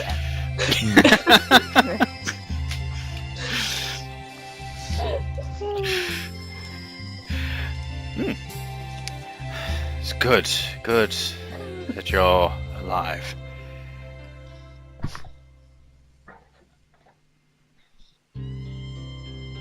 I think we're safe. He then wipes his hands, spreading some of this ichor around to his leather gloves, and then he squats down very quickly and starts shifting folds of this bulbous bear around, and you notice that some of the skin starts sliding off the connective tissue below hand, and he seems to be looking around for something. This will also be something that draws the attention of Simon, Amy, and Daenerys and Anakis. I puff up my chest and shout across to him in a very commanding voice, as commanding as I can do. You there, friend or foe? Depends who's asking. Well, what's your purpose here? What are you doing to this animal? He stands up, flicks his coat aside, and then pulls out a small dagger from behind, and then drops it back down again and starts carving into the bear's chest as this sloshing sound accompanies his response. I am making sure that it doesn't come back. Okay. Can I try and take Simon's hand and get him to come back over with us?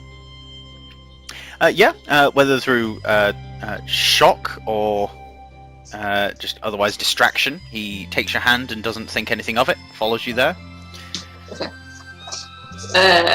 So I want to go over to the new guy and hold my hand out and say, "Hello, my name's Amy. What's your name?"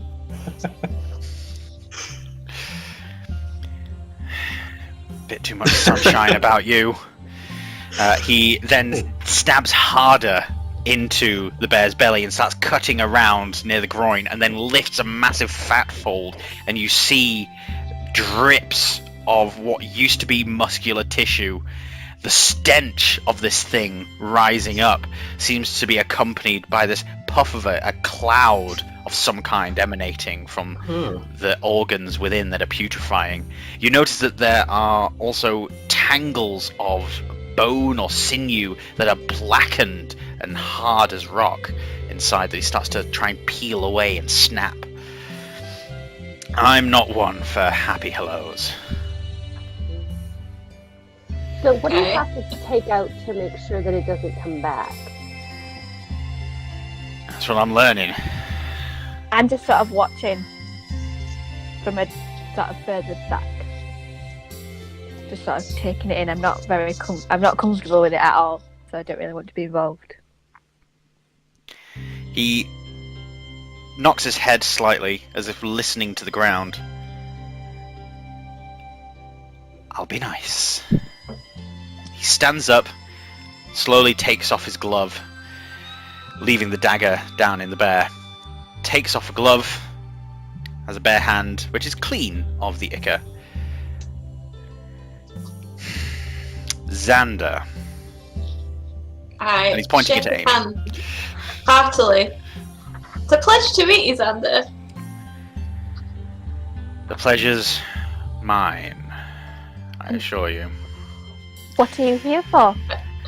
He then takes his hand away, starts putting his glove back on. I'm here for things like this. I'm also looking for a small bone fragment. He gets back down and starts ripping open the bear, making jagged cuts along it. I'm just looking for things, and I'll be on my way. I'll be out of your hair, don't you worry about it. I wouldn't go in there, though. More of these things. Can I lean over and like look very curiously down at the bear and then turn to him? Is this thing undead? Of a sort. They started moving around in there. A few weeks back, absolutely fine. Now, something's got them spooked. Can I use my divine sense? Yes. Detect good and evil. Location of any celestial fiends or undead, and a hollow spell. If memory Within serves, it's 60. within 60 feet, yes. Yeah. You sense a hallowed artifact just at the edge of that 60-foot range to the northeast that very quickly moves out of the way. Your tunnel vision focusing on this spark of light that then disappears, as if someone's carried it out of range. In front of you, you see the fading energy of an undead, which, when you look at the bear, you see... have you ever stared at a carpet or a wall so long that you notice like the pattern on it just sort of starts shifting ever so slightly? That weird eye thing. I don't know the name of it, and so I've had to describe the thing. I will find the name of it though. But that is how the bear looks, just constantly shifting, not quite settling. And that not quite settling matches the unsettled feeling you get when you look at it. But that feeling starts to recede over time. So this thing is/was undead, but the energy that was animating it is disappearing. Okay. I can't sense any more undead like through the thorn bushes. No, you can't sense them through there, no.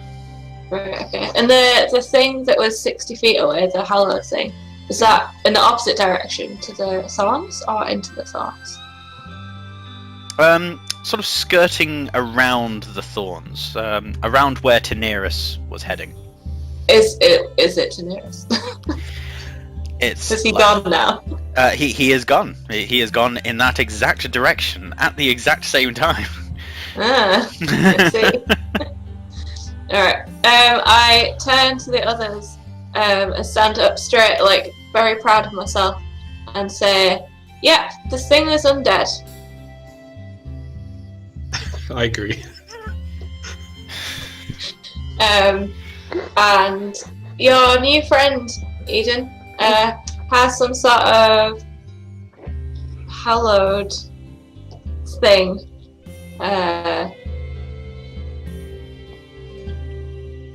protection, I guess. I don't know. But it does, doesn't it? The Hallowed spell effects. Oh, well, the Hallowed spell strictly, yes, it gives a modicum of protection, but it also just makes a thing holy, to which other effects and things can be attached.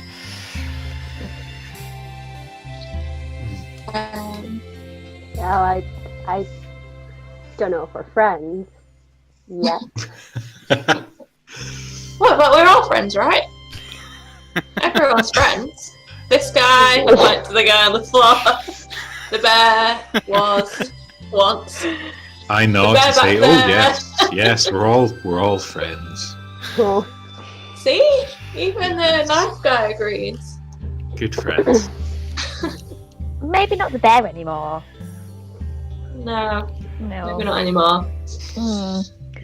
I'm intrigued to see where Tinnitus has gone. I'm still referring to as Tinnitus. He has started No. walking around the edge of the thicket, heading further eastwards, as was the discussion that you last had, that he would go east and try and get in through the thicket, you would go west, and that he was trying to avoid something hunting you. Hmm. Yeah. Okay.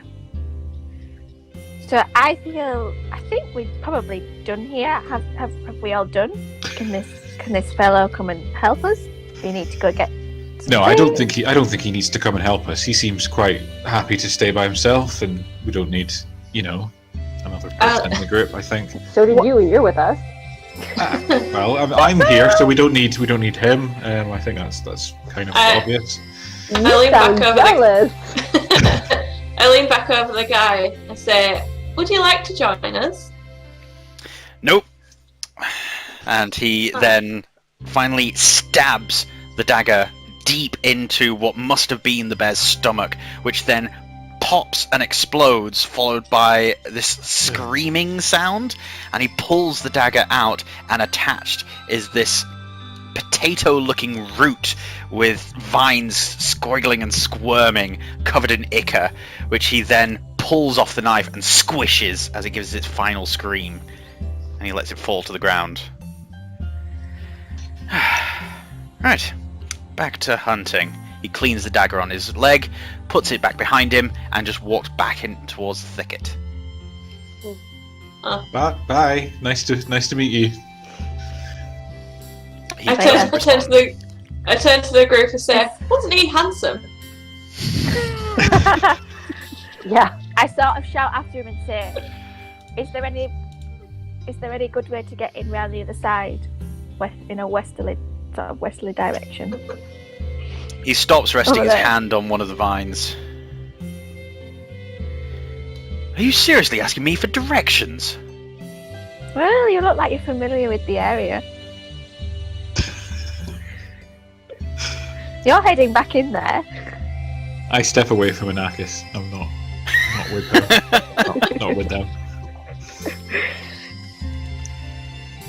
I've been hunting here for weeks. Yes, I know the area. But what business do you have? Well, I want to get in there. Why?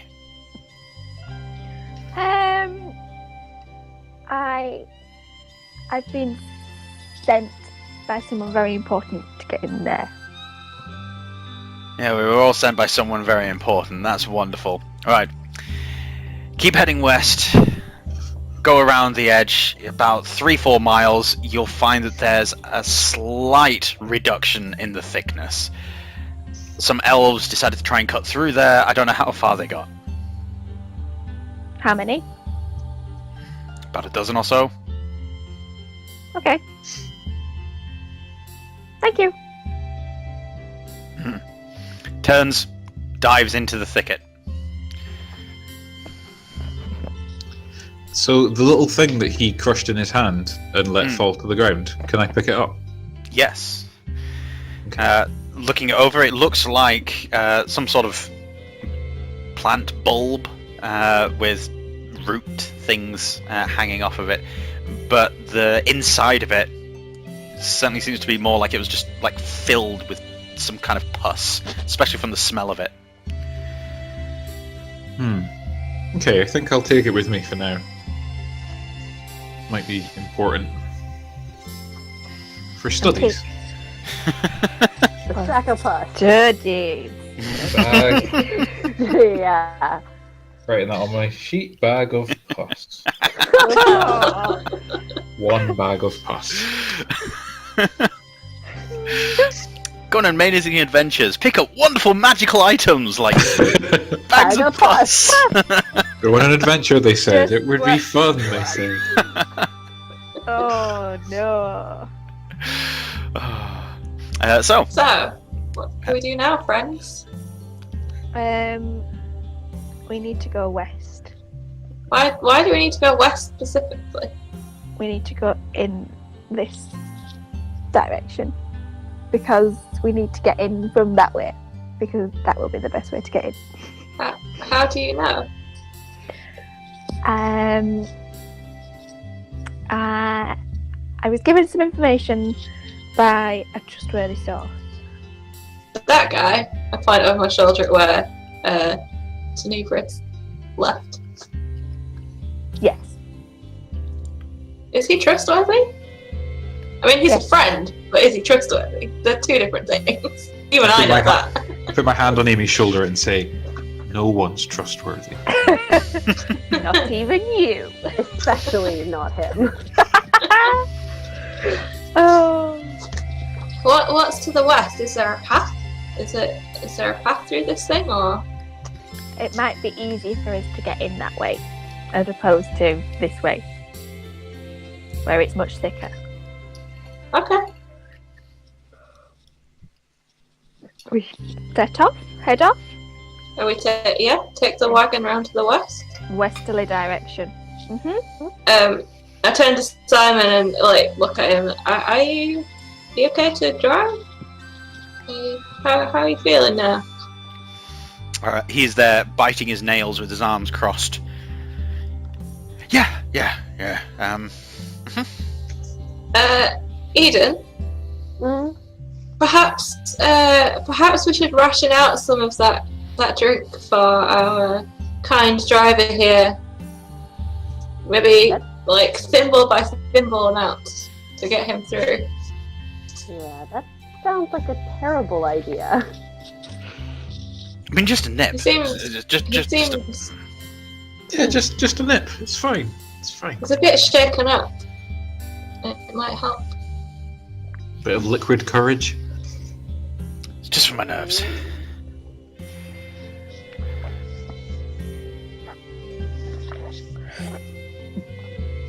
All right.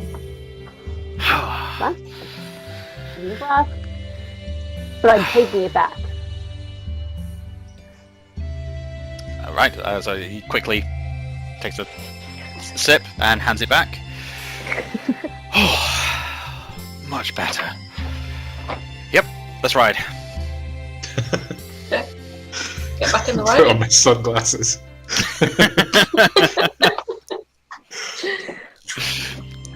Adventurers, let's roll out. Let's go. Let's So- go. He wheels the horses round, and you start heading westwards around the edge of the thicket. Eventually, after a few miles, so about 15 minutes of travel, you then find that there is, in fact, a sort of trampling of these vines heading onwards. There's still a thick layer on the ground of spiny, spiky thorns. The horses won't be able to easily get through. The wagon definitely won't be able to get through. Well, Okay.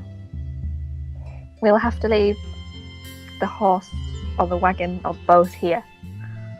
I think I get on one of the horses, the one that isn't attached to the wagon. Mhm. That's me sorted. I'm going to try and ride it as far as I can. I'll stay with the other horse, guard the cart. are you sure? There were goblins about less than a day from here. Yeah, but are you going to be safe? I'm more worried about you than the horse. We may need your help. Zombie bears I don't fancy taking on. Someone needs to stay and guard the cart. You're not... Now, Simon, please don't take this the wrong way. You know, because we're great friends and everything now. So this is not meant in any sort of way. But you're gonna stay, right? You're not gonna leave with the wagon. No, I'm not going to leave. But my name is Tar at the moment. I need you guys to come back alive and in one piece so that I'm not accused of sending people off to their death every 2 minutes. Okay, so you're gonna stay here. Yes. And guard the cart. Right. Taking your word for it. Please don't let me down.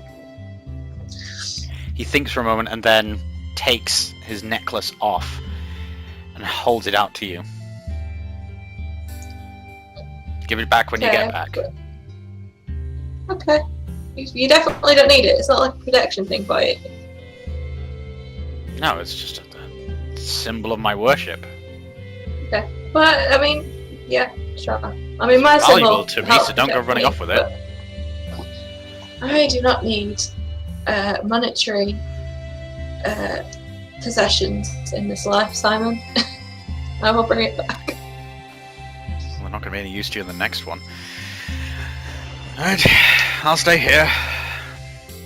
He then kicks back in the seat and puts on as good of a show as he can of trying to relax, but the rest of you know that he is not comfortable. More just a general anxiety of the whole situation rather than any direct immediate concern. Can I ask him for directions as to where he thinks the crystal is? He points towards the trampled vines and says, "Follow them." Have you been in to find it? Not when it was out this far. I did get in, and that's where I found Merca. Okay. Right. If you do find Merca, just bring him out. He needs to be safe. Okay. I start walking. Yeah, let's go. I follow on the back of my horse. Okay. Everyone, could you make dexterity saving throws, please? Immediately. Yes. Now, Daniel, your dexterity saving throw will not be using your dexterity. Right, okay. Is it my pride?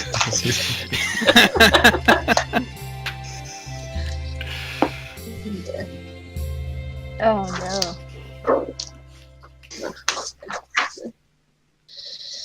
5. Let's go back. So, that's 5 from Abigail. Daniel, what was yours? Well, what saving throw am I using? It's a +0 modifier. It's a dexterity okay. thing. Right? It's 14. 14. Kerry? 12. Laura?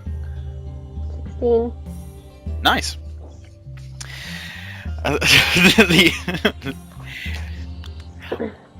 Abby, when Anakis gets to 6th level, the irony of this situation will not be lost on me. However, the rest of you manage to walk on bits of vine that crack, they crumble, they twist, they're slippy, but you manage to get across uninjured.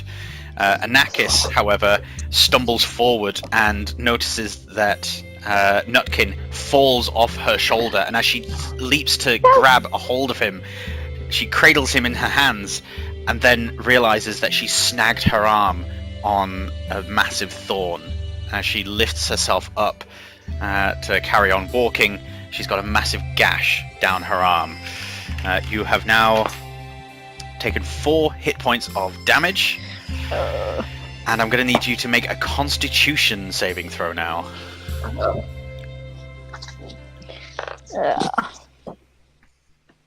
Come on.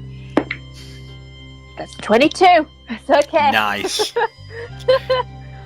You notice that the thorn itself is supposed to be poisonous, but as you check your wound and look back down again, you notice that the thorn had snapped some days ago from the vine, and so it was just empty of whatever poison was supposed to inject itself.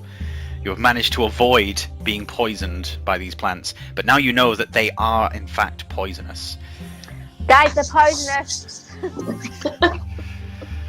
Fantastic. Fall onto them then.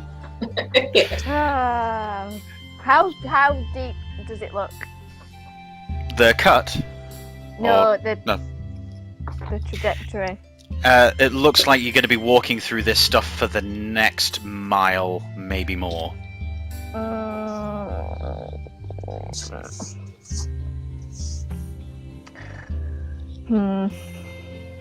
No. I think we should press on, guys. I think this isn't that bad. Do you want to die? I'm Now- literally on my high horse. Further clarification, that check will have been for the mile journey you've already taken. Okay. This is a good 20 minutes of steady progress through vines, 20 minutes, half an hour, and there's this one instant where you've fallen and had to catch Nutkin. Okay, let's keep going then. So even though it's slightly metagamey, the actual risk of damage and injury to you is limited to just another 2 checks. That's Another 2 checks. Just another. Can I? Not beating. Can I then, as we're walking after I see this happen, can I try slicing through one of the branches with my sword as I'm Yeah, walking? I've got my Yes. smite. As you cut into the branch, you notice the rest of the branches nearby shift somewhat, like they're tightening around the vine that you stabbed, but the vine itself holds true, and it doesn't move at all. Mhm. And Do it's I just a kind of- slight contraction. It's not like they go for the sword or anything. But it's not clear Try and like. burn them. They do seem to be quite dry. Like a firebolt. Mm. Can I step away from it? I feel like they're gonna come at us. Can I cast pass without a trace at second level on all of us? I presume you can. I'll just quickly double check it. But Laura, you're wanting Eden to cast Firebolt? Firebolt. All that. Burn it. Burn it. Right, firebolt. Okay, so Firebolt. I just want to double check something to see if it's as good as I. Yeah, it is. Okay, and The burst. It is, isn't it? Sorry, guys. and pass without trace. Veil shadows and yep, masking you and your companions from detection. You get a bonus on stealth checks, and you also leave behind no tracks or other traces of passage. So you pass without a trace. Since there's no moving creature, we're not going to have an attack roll for this. It is just an object, and Eden just raises her hand and flicks it towards this mass of vines, launching this firebolt as her fingers sort of rent through the air and sort of strike a spark in midair, launching this firebolt towards it, which quickly engulfs the entire branch in flames, and it sits there smoldering. It is now caught alight. The fire doesn't spread. Take a bow. It is spreading.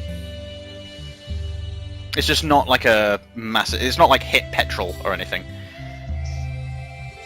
Okay. That's a cantrip. I can cast that all day long. But is it clearing a path? No, it's not. Is it getting rid of them? Or they're just on fire now. So now it's harder to get through them. It's on fire. It does look like it's burning. Estimate, give it a few hours. It'll burn through. What Let's if I just keep shoot going. it again? Let's... Yeah, you could keep blasting firebolt and try and burn your way through this wall, yeah? Well, just see, like how long does it, if it's like not... Yeah, cantrips. Do you want to If you keep... have to shoot a billion times, I'll shoot a billion times. I say in character, like, yes, this is great. This is really a good idea. You just keep doing How's it. that? How's that horse holding up with all the fire? That's fine. She, That's yeah, good. he seems nice. Seems fine. Not throwing you off or anything. No, Not too spooked. no, we're good up here. We'll just wait. At the moment, we're solid with one firebolt having been launched, and the horse just blinks. So, definite committing, launching a bunch of firebolts to try and burn your way through. Yes. Brilliant. As you start launching these firebolts one after another, every 5-6 seconds, just another one flying off, you then feel Enver on your shoulder start to lean a little closer as if he's enamored of these flames and is enjoying seeing this destruction. Then he pokes his head up as if he's hearing something, and then leans close to you and whispers, "The Master wishes a piece of something. If we can find it, he knows where we are." Piece of what? He says it's a green stone. Small one. And its location? Just... He says it should be near here. Yes. Ooh. Let me see. And with that, he dives off your shoulder and goes invisible. Okay.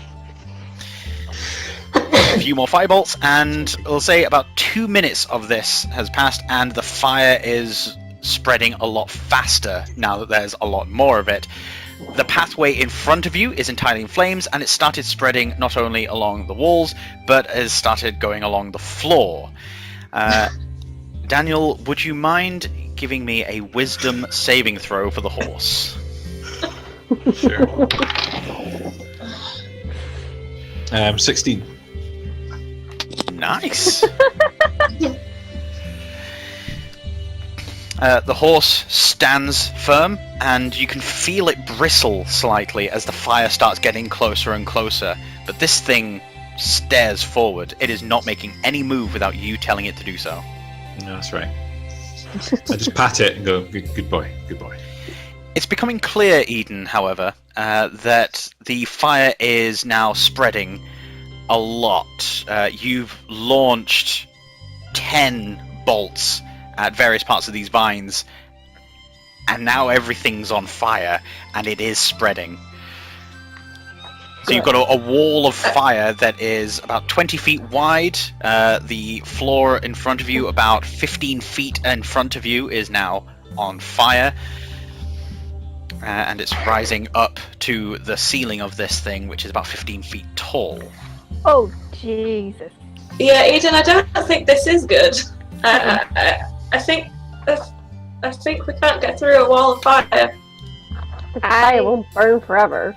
I mean, but it might burn us first. It's coming towards us. I would like to cast Create Water, if that's okay. I'm sorry, Eden. You can. Create water, if memory serves, that's 2 gallons? Yeah. 10 gallons 10 gallons. Ooh. in a 30-foot cube within range. So Nice. just sort of within our, just to stop it from reaching us. It can carry on going further afield, but just so it's... Nice. So yeah, you can make it fall as rain in a 30-foot cube within range. Yeah. So just sort of ahead of us from where we are. Like, in front of me so we can pass safely and keep going. All right. So a 30-foot array of rain starts falling as soon as you take a tiny drop of water from your water skin and flick it into the air. Just seems to attract all the rest of the water vapor in the area and create this deluge that comes from seemingly nowhere. This cloud forming above it as it starts raining down, the fire extinguishing below it with steam rising up, and almost as quickly as it came, it disappears, the cloud rising up, mingling with the smoke of the rest of the fire. The wet vines no longer catching fire, so the surface of these vines seem to be safe now. So you've got a 30-foot path that is not on fire and won't catch fire for quite a while. Teamwork. What's after that 30 foot? Burning vines. That's it. Even I don't think fire was the answer. How Ender far do the returns. burning vines go after that? Do they just keep going? The burning vines only go for about 40 or 50 feet deep, but they're spreading round by round. Right, okay. Enver returns on your shoulder, Eden, and says, "Fire's spreading fast. Center of the tangle, though. Green rock. Master wants it. Which direction? We just go straight ahead. We follow the elves." The possibly dead elves. Okay.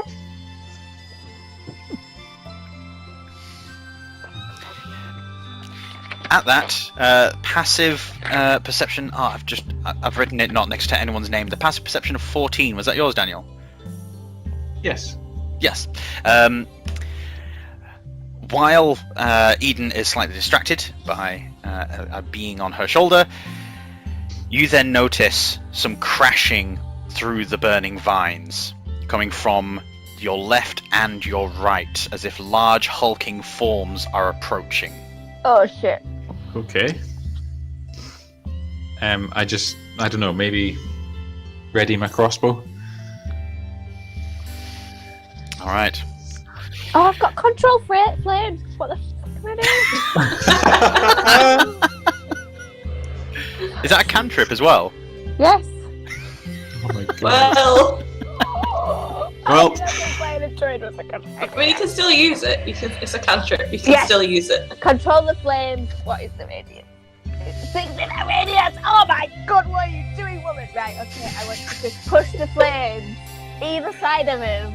I am assuming you have shared this knowledge with us, that there are things coming. No, I've readied my crossbow, but I haven't told anyone. Fine, This guy. I will stay quiet. But I mean, Sorry. we still control the flames because we want to get them out of the way. That makes That's it. sense. I'm going to push the flames either side of me. So it's 60 feet, so see either side? Mhm. Will that work? Of me in that direction. Away from us all. Nice one. As you swish your arms, this massive gust of wind seems to attract itself towards you and is split by your arm movements, moving the fire along with it, creating these fire winds that lap up and make more fire catch onto the vines to either side of you, but you've managed to move them away from you directly. Then the crashing gets louder and you start to see shapes moving beyond the flaming vines. And you hear this loud crackle as if something has just snapped like a bone. And a ragged paw bursts through the flaming vines. 3 claws missing from its hand. Strange ooze dripping down over its paw. It gives a swipe and then pulls its arm back, pulling the flaming vine in towards it, revealing its face. It is a half-destroyed and decaying bear face. One eye remaining, the other side scarred and clawed at, as if something's tried to remove the face by hand. There are more shapes behind it. I would like to do, I would like to form. I would like to turn into my bear wild shape. Let's go into initiative. Oh, 13. 12. 6. Kerry? 19. 6 and 19 for Laura. Okay. What's your dexterity modifier, Abigail? Dex modifier is +0. +0, so mine's higher. We both got 13s. So I will go first in that case. The tiebreaker will be the initiative bonus. So we start with Laura acting first, followed by Abigail and myself, technically at the same time, but I'll defer. So I'll technically go first, but if Abigail's got anything major or very time sensitive, they'll act simultaneously. Then we've got Daniel, and followed by Kerry. Which actually gives Abby a bit of an advantage, because while my actions will happen at the same time as hers, I'll announce mine first, and so you'll kind of get to see what's happening and then react and potentially mitigate it. Yep. Player's privilege. So, starting off with Laura. So, lay of the land, you guys are in a path that is 30 feet wide of trampled down vines. They're thorny, they're difficult to move through. So with it being difficult terrain, your movement is halved. And ahead of you is a further 20 feet of trampled down vines, with it rising up into a wall ahead of you. Some of that trampled down vines to the left and the right are still soldering, flaming.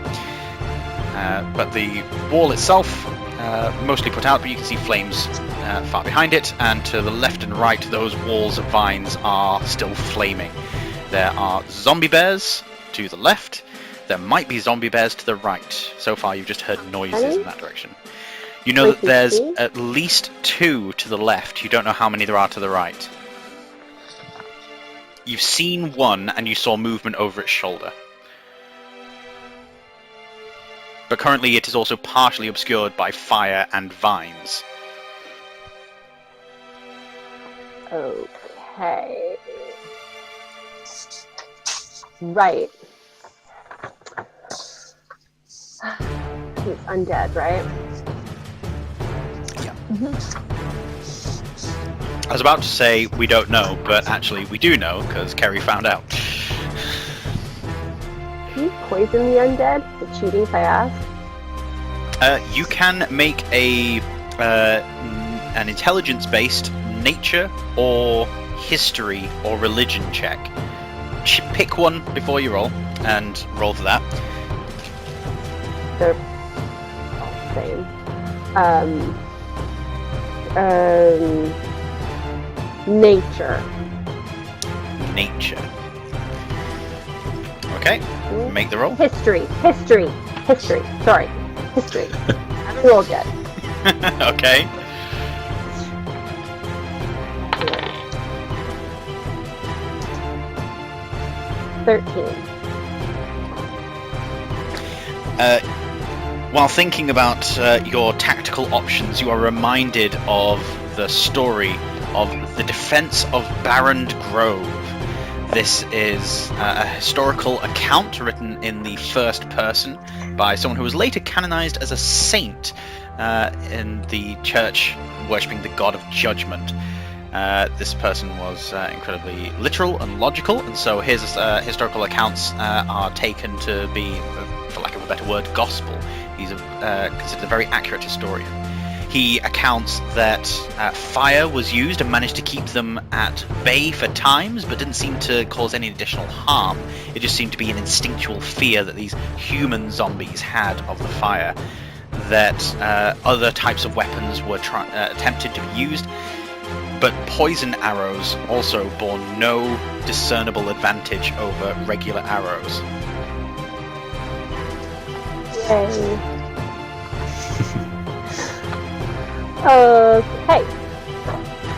That's not great. Okay, so no I'm gonna have to go really basic. I'm gonna go with an Eldritch Blast. That's all I got.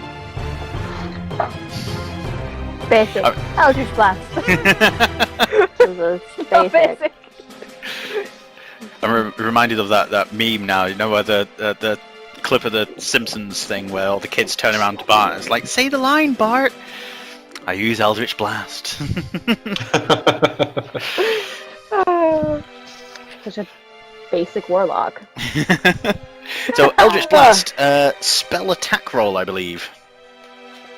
Of course, it's Eldritch Blast. Right. Do I get? No, and I get nothing to my attack roll, do I? You get your proficiency modifier and your spell casting ability Okay. modifier. Yeah, that's nothing to damage. Okay. 15. Nice. A definite hit. Alright. Roll for your damage.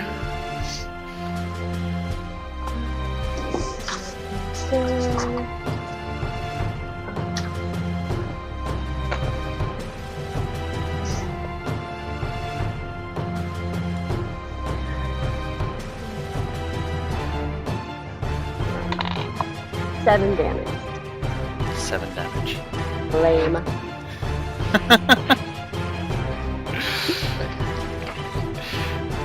So 7 was that, or was it 11? 7. 7. Mhm. Right. Don't know why. Just for some reason, my head just transposes those numbers. For some silly reason. Yep. Despite the fact that we don't have that shop here in the UK. It's a shame. We've got Asda's that are open for 24 hours that aren't really open for 24 hours unless you're in Scotland, in which case it's legally mandated that if it says 24 hours, it has to be 24 hours, which is not in England. Just anyway. Politics! Yay! Moving on from that was Laura's move. So standing on the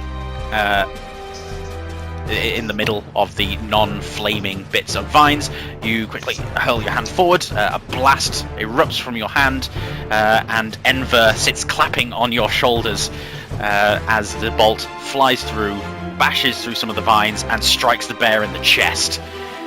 And it leans its head forward, the head sort of snapping down, and its face not really looking in any particular direction.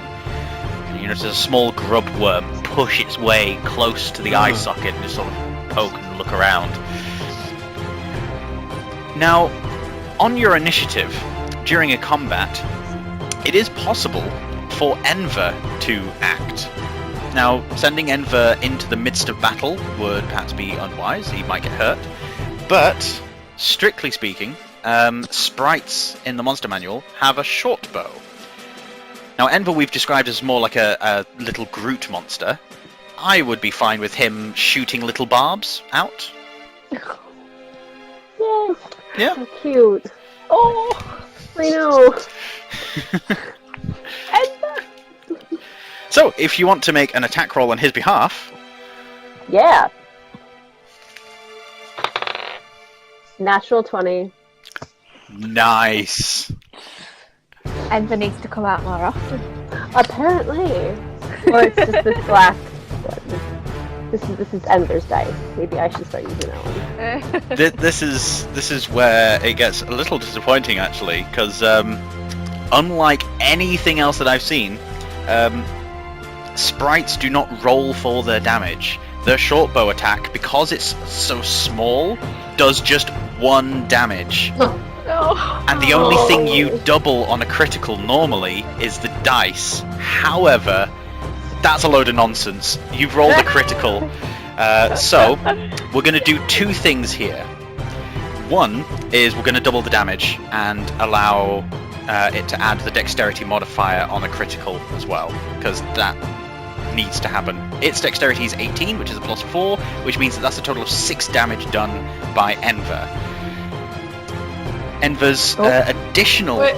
Oh, Where's Daniel gone? No. come back! Where'd you go? Daniel! Had a good bit. Oh, man. Daniel! Daniel!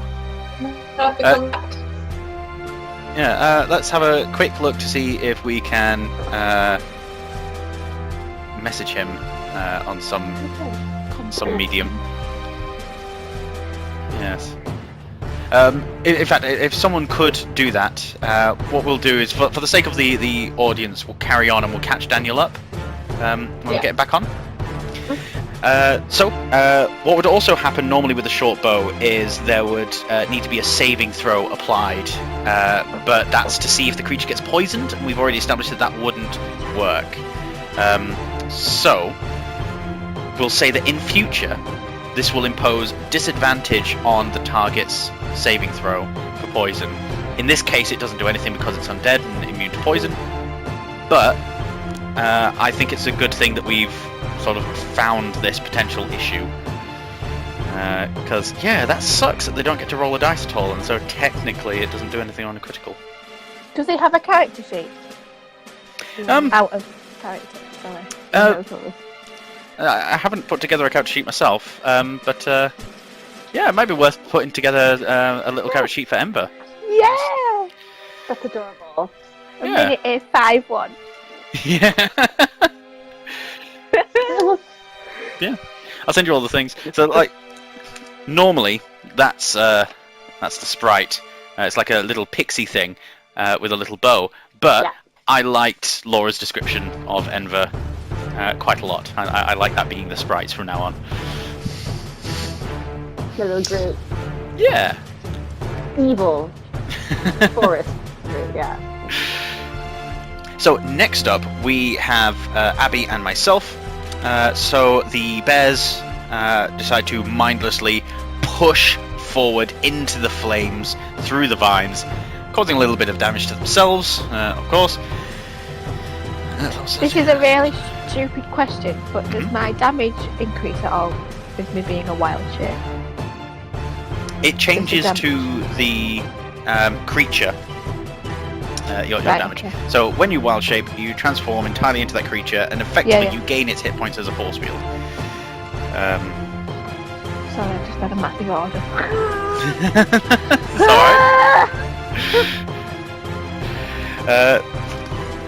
So yeah, when you wild shape, you get the natural weapons of that shaped. Your statistics are replaced by the statistics of the beast. You retain your alignment, personality, intelligence, wisdom, and charisma scores. Yeah. Yep, you get the beast's hit dice and hit points. You can't cast spells. You retain the benefits of any features from your class and race. So you keep like special abilities, but not senses like dark vision. Yeah, that's fine. That's fine. I just wanted to check. If it's got bite and claws, you can bite and claw things, but you can't use a sword, and you don't get to like. Yeah. Add extras. So that's fine. It's just claws and biting. Yeah. No problem. Yeah. So I'm just gonna swipe at the nearest. What did you transform into? Sorry, was it a bear? A bear. Yeah. All right. So make an attack as a bear. So let's. Do you have the stats for the bear? I can get them. I'm on Beyond at the moment. I'm just looking for them. I've got some here. Yes, bite and claws are both at a +3 to hit, so whatever you roll, you get +3. 22. Well, nice. I rolled a 19. So... that's definitely a hit.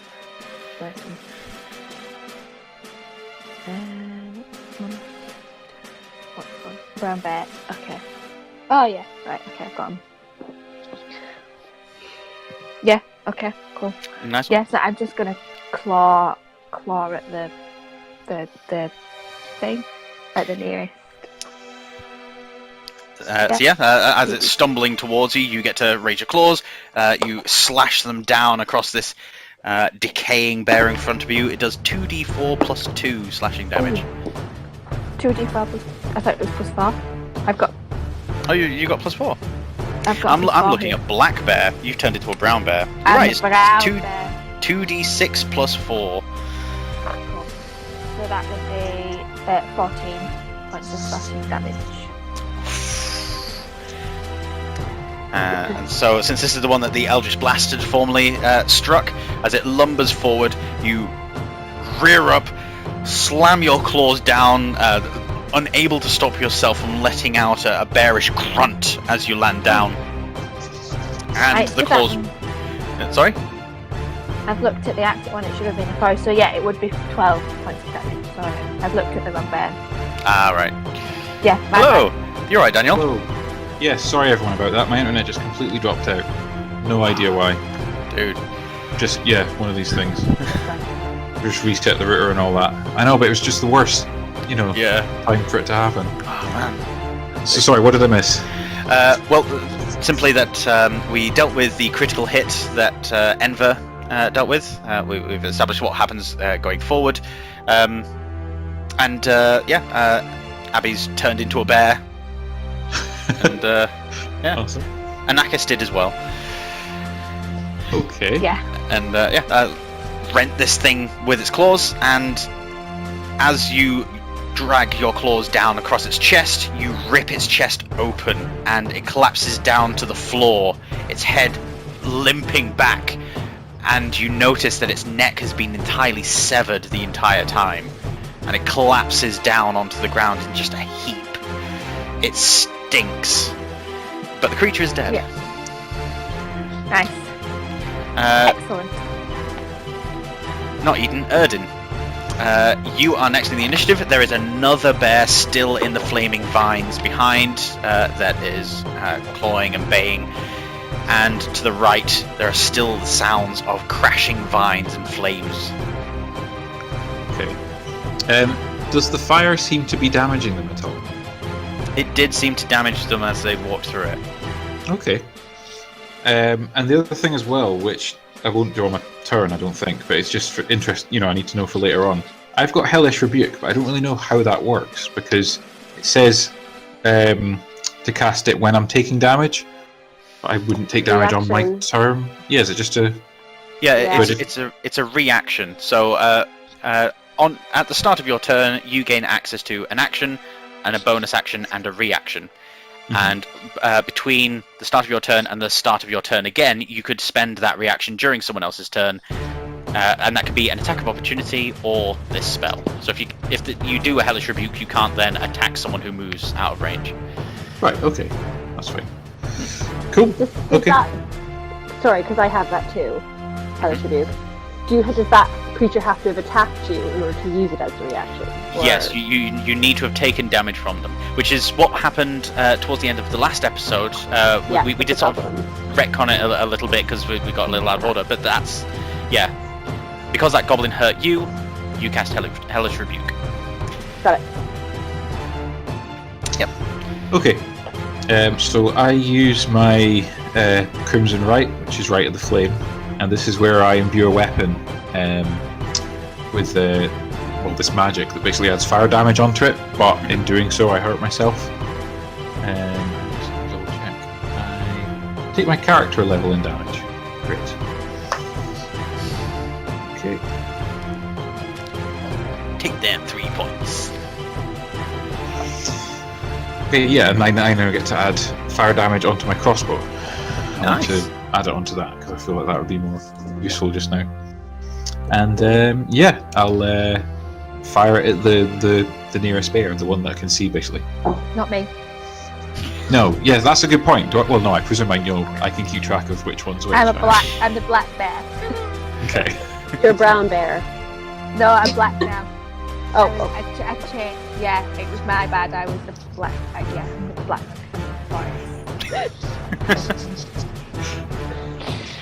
Yeah. It's fine. So, heading to hit a zombie bear. Yes, the zombie bear. Okay, nice. Roll for a hit. 20. Yeah. Not a natural one, is it? No. Oh. I know, has anyone actually had a natural 20 yet? Enver. Laura. Did you? Oh, of course, I was... Right, sorry, I was... Yep. You just dropped out just as that happened, yeah. But Enver, the sprite, got a natural 20. And Abby got a few natural ones in the beginning. I did really well, and then I hit 2 natural ones, and I'm not doing too bad. Touch wood. Currently. It's alright. It's okay. So I do 5 normal damage and 1 fire damage. Nice. I don't know if that makes a difference. Which one's which? It can do for resistances, so it's a good idea to separate them out. You loose the bolt as it careens towards the target, almost tearing towards it. It streaks, giving out a little wispy shriek as it does so, and strikes it dead in the chest, which doesn't seem to phase it at all. It's as if getting hit with a bolt just doesn't affect it in any way, and it lumbers forward. Oh, great. Okay. Kerry. Yeah. You used up all the spell slots. Thanks, Daniel. This would be the perfect time. Was this when you were commanding everyone? Yeah. Like a paladin surrounded by undead things with smite is ridiculous. But I can't do that now because I've used all my spell slots. They would have been like 3d8 extra damage. No! In character, I shout, "Come on, Amy! This is your time. Come on, you can. There's so many things here." Don't test me. Right, I will go in just with my sword then. Is there one near us? It's still up, right? The only one that you can see at the moment is still standing behind flaming vines. There's like a bear-shaped hole in the flaming vines, but you would still be close to flames and getting hit by flames to be able to run up to it and hit it just now. Okay. I don't know whether we should just be trying to run, guys.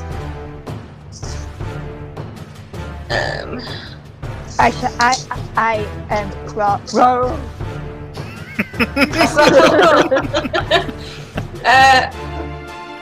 Yeah, I think we should just try and run. Roll.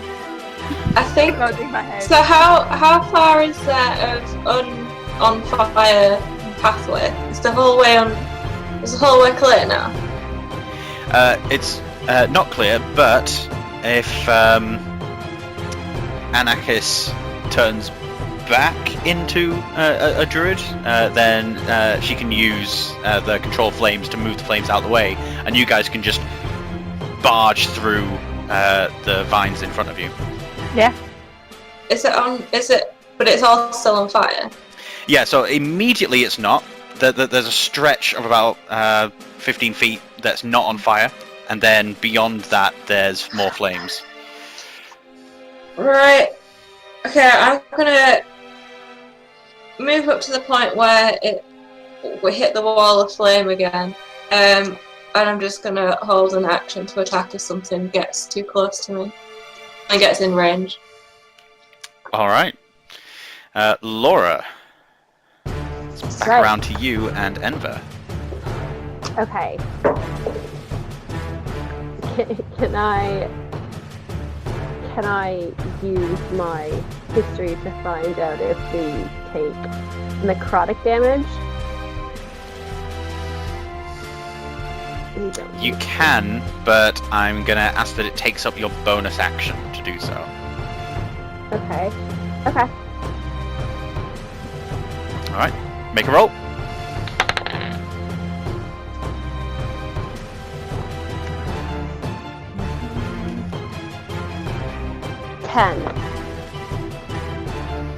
10. And was this on history, sorry? Yeah. The accounts of the saint continue on. He recounts how during the defense of Barren Grove, there was a strange fellow, a hermit that resided within the town walls but didn't really fit in, and he would carry with him this strange small dagger that everyone could swear whispered evil things in the night. when the town was beset by zombies, he came to its defense, unsheathing the dagger and driving it into the body of one of these zombies. And it did fall. Okay. Alright. Might as well give this a go then. Might as well give it a go. Arms of Hadar. That is every creature in a 10-foot radius.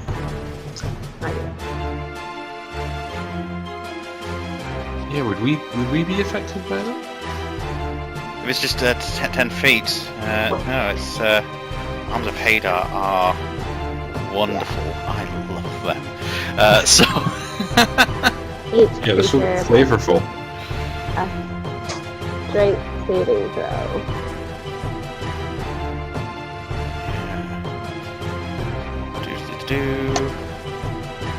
Right.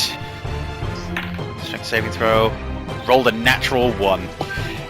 So I'm doing this as a second level spell slot if you need to know that, like now or after. oh, yeah, so it's an extra 1d6. So that's 3d6 necrotic damage, and they can't take reactions. Yeah.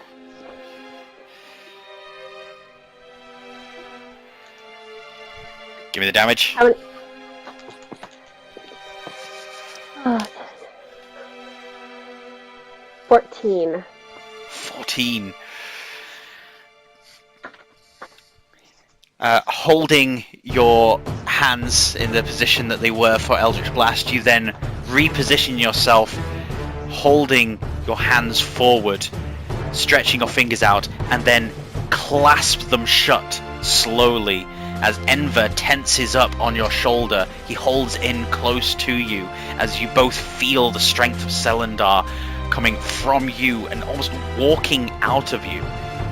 Just at the edge of your vision, you can see this blurred humanoid shape stride forward towards the vines, growing taller and taller, as he then lowers his hands down to the vines, and as you're clasping your fingers shut, he tightens his grasp on the vines, and the vines themselves quickly wrap around the bear, pull tight, and then pull apart again, ripping it in half, both halves flying to either side. The pathway is now entirely clear of that bear.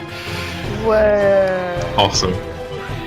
Just as you have cast that spell and the bear gets ripped apart, standing immediately behind the bear with the dagger raised is Xander, who has this shocked expression on his face as he is covered from head to toe in bear goo.